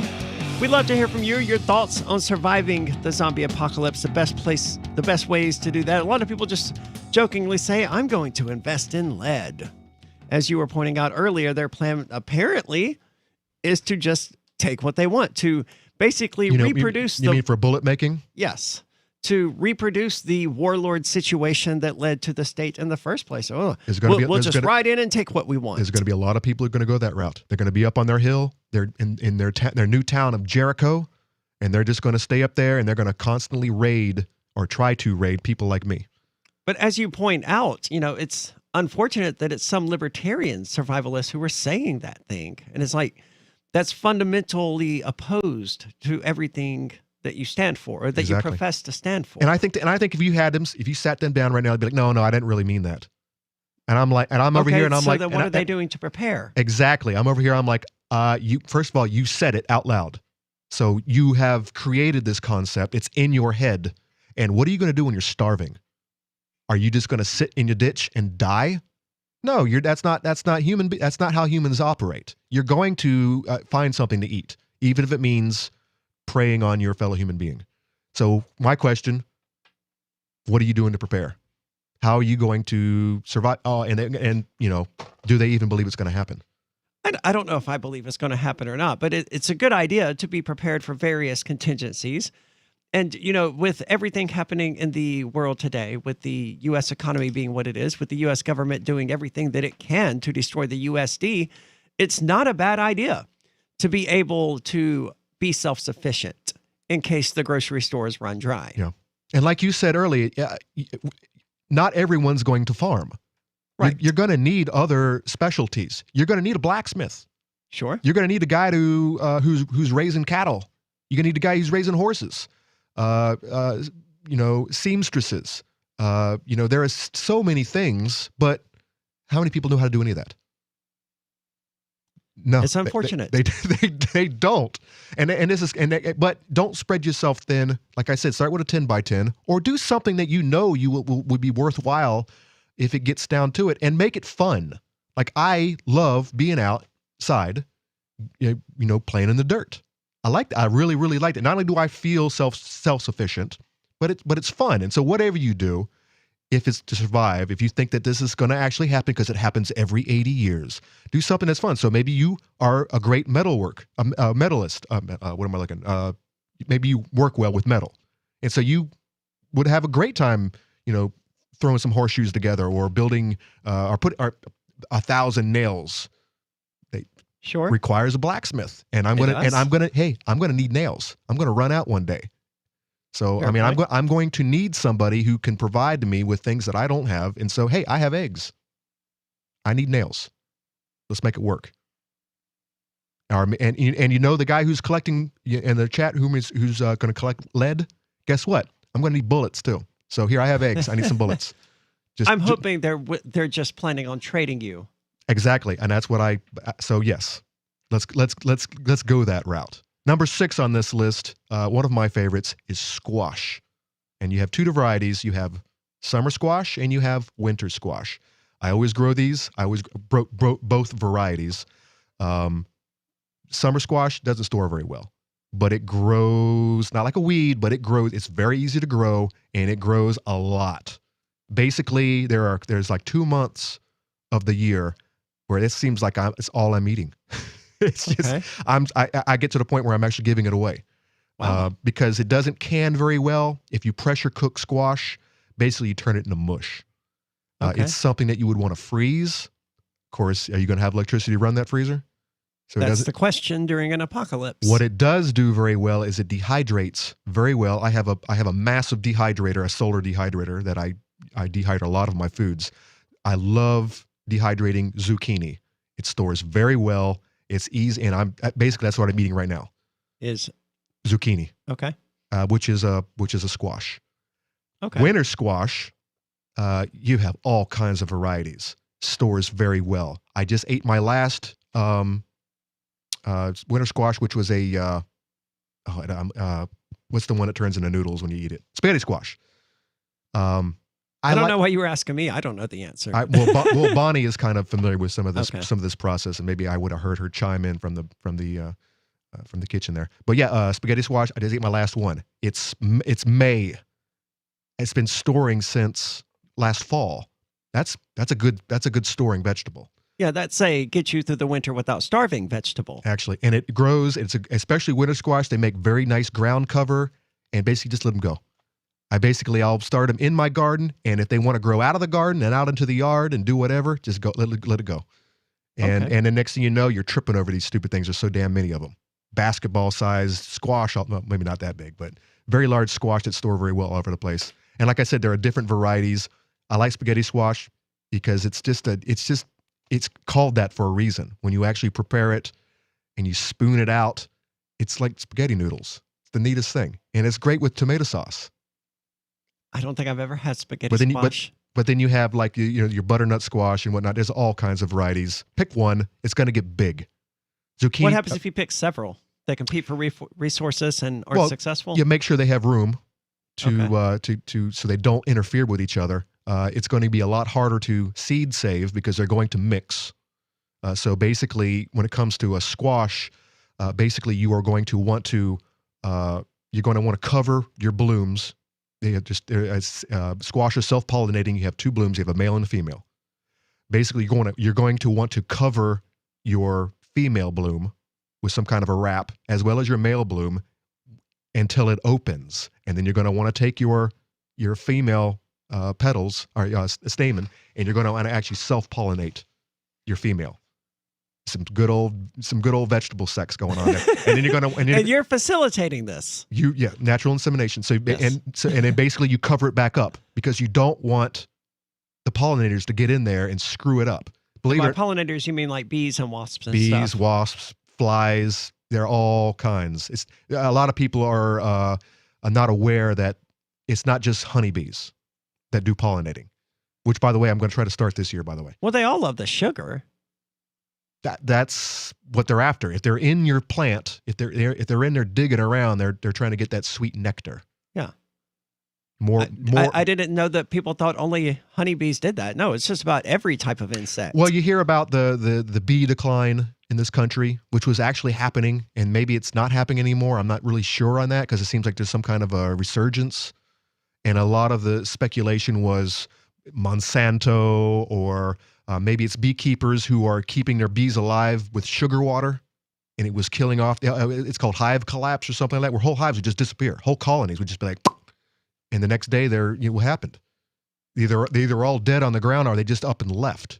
And so there was a lot of speculation on what was going on, and people were worried that if we lose the honeybees, nothing will grow anymore.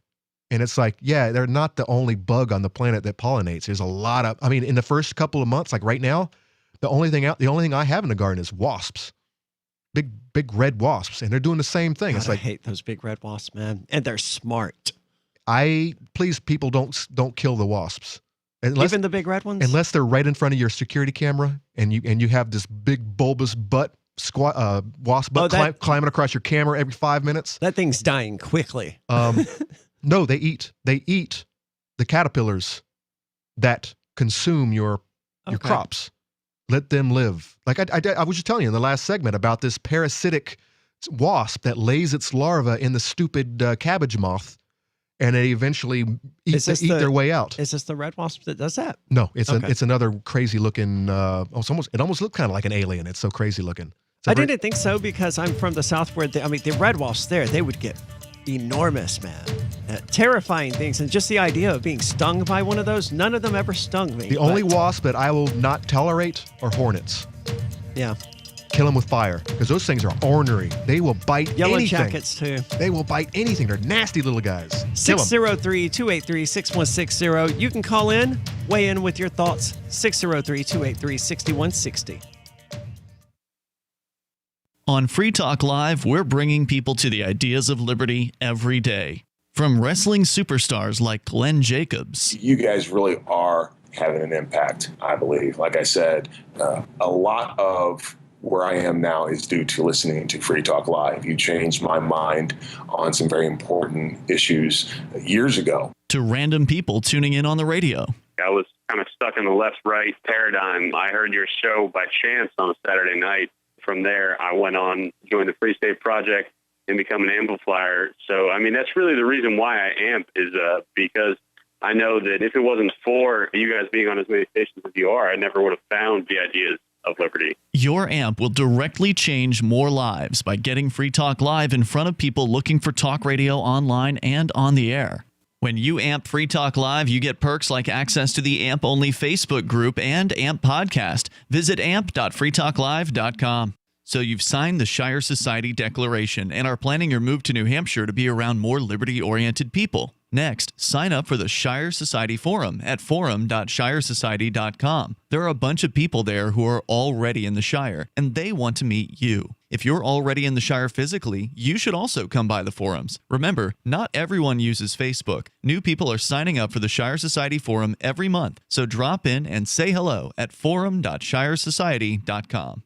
If you want to know the latest about Free Talk Live before we go on the air, all you need to decide is how you want it delivered. It's your choice. Visit news.freetalklive.com to receive our usually weekly news updates by email. Plus, we have a Twitter account at twitter.freetalklive.com, and you can follow us on the decentralized Mastodon platform at toot.freetalklive.com. So please follow us at toot.freetalklive.com and sign up for our emails at news.freetalklive.com. I'm grateful to have heard from some of our satellite listeners recently. I appreciate knowing that people are out there who like what we do and are willing to support it financially. LRN.FM's free-to-air satellite feeds blanket most of 2 continents. It was my goal to put our channel there so people without internet could receive our programs and feed pirate radio stations. We started a fundraiser on Patreon a few years ago to back the satellite channels. I recently announced that I was considering canceling the feeds, and donations increased from 15 to 20% of our costs, which are around $1,000 per month. That's a good start, and to incentivize more contributions, the Shire Free Church will be matching every dollar. Can we reach $500 per month? With your help, we can. You can join our satellite fundraiser for just $2 a month at fund.lrn.fm. If we raise enough to keep both of the channels on the air, awesome. If we raise more, I'll add more channels. If not, we can shut them down and go internet only. It's up to you. Thank you for your support. fund.lrn.fm. The LRN.FM social media channels have been revamped. We've eliminated Facebook and focused on other platforms like Twitter and Mastodon, the decentralized alternative to Twitter. On our accounts, you'll find posts from multiple LRN.FM show hosts together in one place. Follow us on Twitter at twitter.lrn.fm, or better yet, move to the decentralized Mastodon social media platform at toot.lrn.fm, toot.lrn.fm. I think you'll like it. The new 4th edition of Healing Our World, The Compassion of Libertarianism, will take your understanding of liberty to a deeper level and has over 1,300 updated references, new cartoons, and a foreword by Dr. Ron Paul. With discounts for multiple book purchases, the 4th edition of Healing Our World is a great gift for the liberals, pragmatists, environmentalists, and Christians in your life who think libertarianism is cold-hearted. Get yours today at healing.freetalklive.com and use promo code FTL for a $5 discount. You can stick it to the man and big tech. Join our FTL social mastodon at social.freetalklive.com.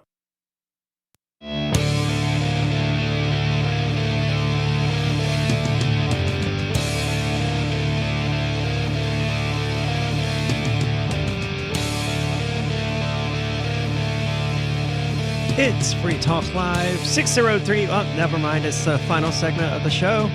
With you in the studio, it's Arya. And Conan. And I want to say thank you to Vaginitarian, who is tonight's amplifier. This means that she is a member of the AMP program, which means that she is donating money each month to Free Talk Live in order to help us advertise, market, and promote Free Talk Live. That's all those funds do. She's a gold level amplifier, which means she chooses to give at least $10 per month.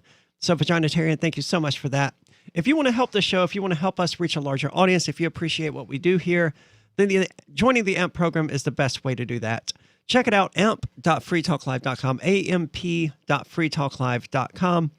Now, Conan and I were just discussing, keeping in mind that the possibility of an actual zombie apocalypse, as we would recognize from a Hollywood movie, is extraordinarily unlikely. Probably not scientifically possible. Who knows? Who knows? However, I remarked that guns aren't exactly as useful in a zombie apocalypse as one would think. If we're actually talking about dealing with zombies. The zombies. We're assuming that we've already gone through that period where we have our barricaded cluster. We're peacefully coexisting. Some of us are doing this. Some of us are growing the food. Some of us are raising the cows. Some of us are doing other things. Or maybe it's nomadic lifestyle where we're kind of just traveling around and doing whatever. Your statement has been one of my pet peeves for ever since I've watched zombie films. Because they're all about the guns. It's all about the guns. And why? Guns run out of bullets eventually. Guns get wet. Guns have to be reloaded in the middle of a zombie horde. Exactly. Your ammo gets wet. But basically, you run out of it eventually. It's also very, very loud.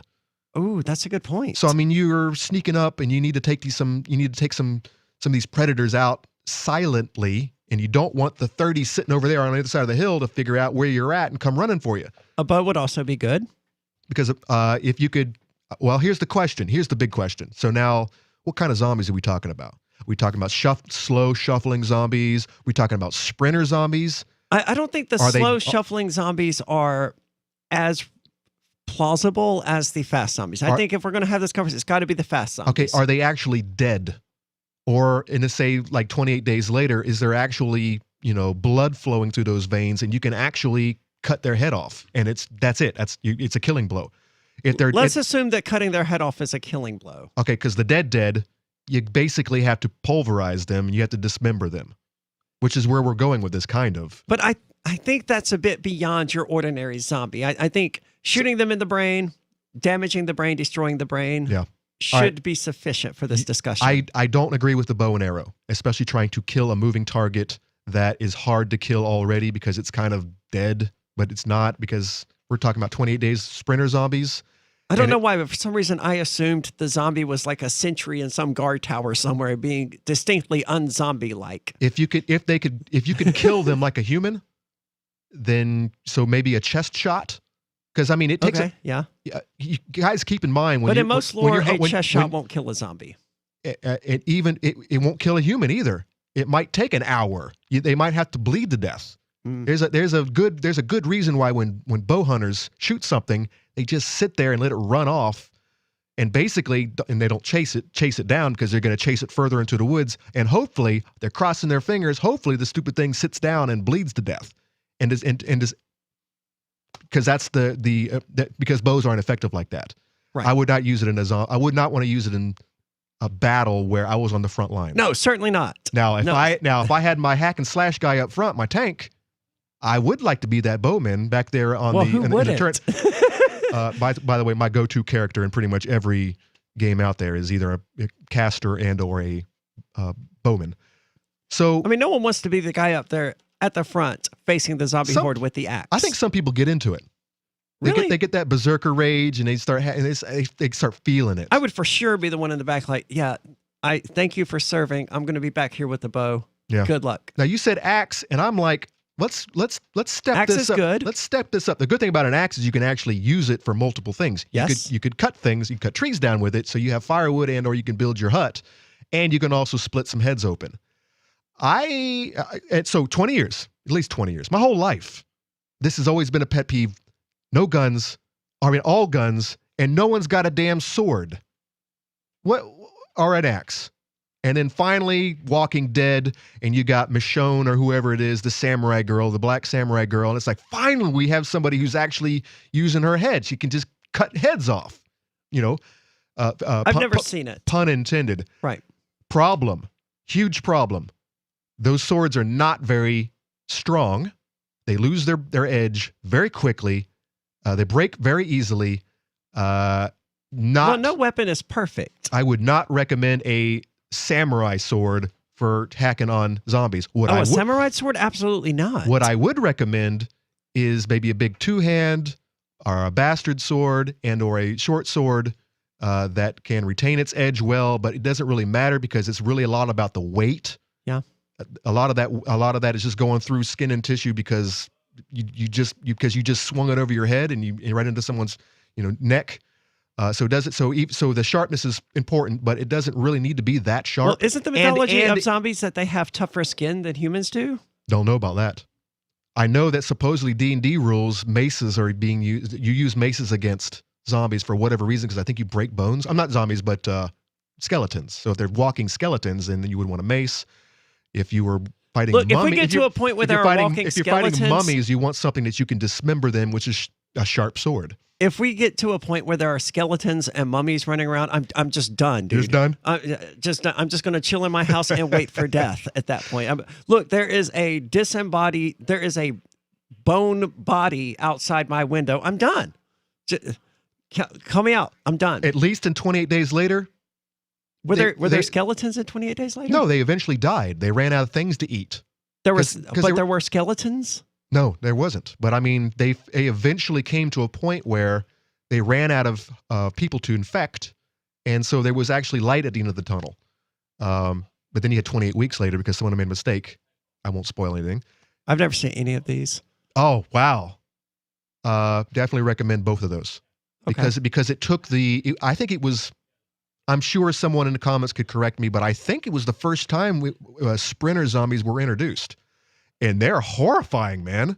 Yeah, those are the scary ones. The stupid, slow, lumbering ones, those aren't the ones anyone really needs to worry about. Why are you even afraid of any of this? Unless just outrun it. And that's why in Walking Dead, which by the way is just gone to complete garbage, they never had a hard time against like single, slow, slumbering zombies. It was zombie herds. Sure. Where it was just thousands and thousands. They all smelled each other and they came together and they're just walking like buffalo. Well, it would be a lot harder. That was scary. It would be a lot harder to deal with a horde of zombies than it would be one zombie. I mean, easier. But I'm sorry. Yeah, harder to deal with a horde than a single, yes. Yes, but I mean, still, the horde is slow moving. You could probably just go around them. That's kind of what they kind of tried to do often. That would be what my suggestion as far as the plans go. Instead of trying to go through them or anything like that, just go around them. We move faster than they do. Yeah. So I think swords, definitely good. Axes, definitely good. You're right. Fast-moving zombie, bow, not much of a help. No. A gun would be better. But when it comes to hunting and feeding yourself, if that's all you have, if I had to pick, it would be hard. If you could only pick one weapon. Ooh, what would be your one weapon to stay alive during the zombie apocalypse? I would want a sword. I would want a bow, but I think I'm going to go with axe. I think I would go with an axe as well. Because if I needed to take down a door or whatever, I have the means of doing that. And not the double-headed axe, but a single-bladed axe with a blunt back. So you can use it for a hammer. Like a woodcutter's axe. You could use it for cutting. And you can also use it for splitting skulls. I think I'm going to go with axe. See, I think I would go with the full-blown battle axe. Double-bladed. If we're going to do this, I want to be able to do it properly. I think there's some weapons specialists out there who specialize in these things that will say that you're an idiot for. I'm sure they would for thinking that a double-bladed axe is going to even work the way that you want it to. The same way everyone wants the samurai sword when they really want a halberd. And they want to be standing with a bunch of their dudes all in a line so that when the cavalry comes, they're gonna tear you up, horsey boy. Well, I definitely would agree that an axe would be the way to go. If you could only pick one weapon to survive as long as possible in a zombie apocalypse, and the utility of having a single-bladed axe with the dull part on the other side that you could use as a hammer or whatever, that's certainly a bigger advantage than just having another blade. I agree. Well, I don't think this is going to ever happen. I don't either. But it's fun to talk about. But I own a very expensive, very sharp bastard sword. It's huge. It's almost as long as me. Thanks for listening to this zombie talk. Online in the meantime, head on over to Free Talk Live and check out the AMP program, amp.freetalklive.com. The Terran Federation and the Terran League have been killing each other for decades. Sheltered, wealthy, and light years from the threat, the members of the 500 have no interest in changing that. When Rear Admiral Terrence Murphy is given governorship of a backwater system, a risk-free path to wealth and power is his for the taking. But Murphy is a man of honor, duty, and responsibility. He intends to stop the killing, whatever the cost. Governor, by David Weber and Richard Fox, from BaneBooks.com. Are you tired of governments murdering people around the world? Stop using their money. There is an alternative. Bitcoin is a stateless, free market, non-political currency. Bitcoin cannot be inflated or controlled by any government. By using their money, you are helping the state. Stop doing it. You have an incredible alternative available now. Learn it, use it, spread it. Get started with Bitcoin at Bitcoin.com. That's Bitcoin.com. Are you a cryptocurrency advocate? The Crypto Tip is the ideal outreach tool to help new people discover cryptocurrency. It's a printable business card-sized tip that you can give to service providers, preferably in addition to a good cash tip. When the server scans the QR code, it'll bring up an explanation of cryptocurrency, how to install a wallet, and allow them to claim the tip. If they don't claim the crypto, you get your tip refunded to you after a time period you specify. Plus, if they do claim the tip, you get an email alert. Create as many tips as you want at cryptotip.org. That's cryptotip.org. There are lots of ways to listen to Free Talk Live. Our podcast has been around since podcasts began, and now the FTL feed is loaded with content besides our full show archives. Did you know that we make it easy for you to customize your podcast subscriptions? We have different feeds, one that includes only our full shows, one with just the Daily Digest, and our main feed that includes everything. You decide what you listen to. It's quick and easy to customize your feeds at feeds.freetalklive.com. That's feeds.freetalklive.com. The latest episode of Declare Your Independence with Ernest Hancock is next after the news on the Liberty Radio Network at LRN.FM. A reach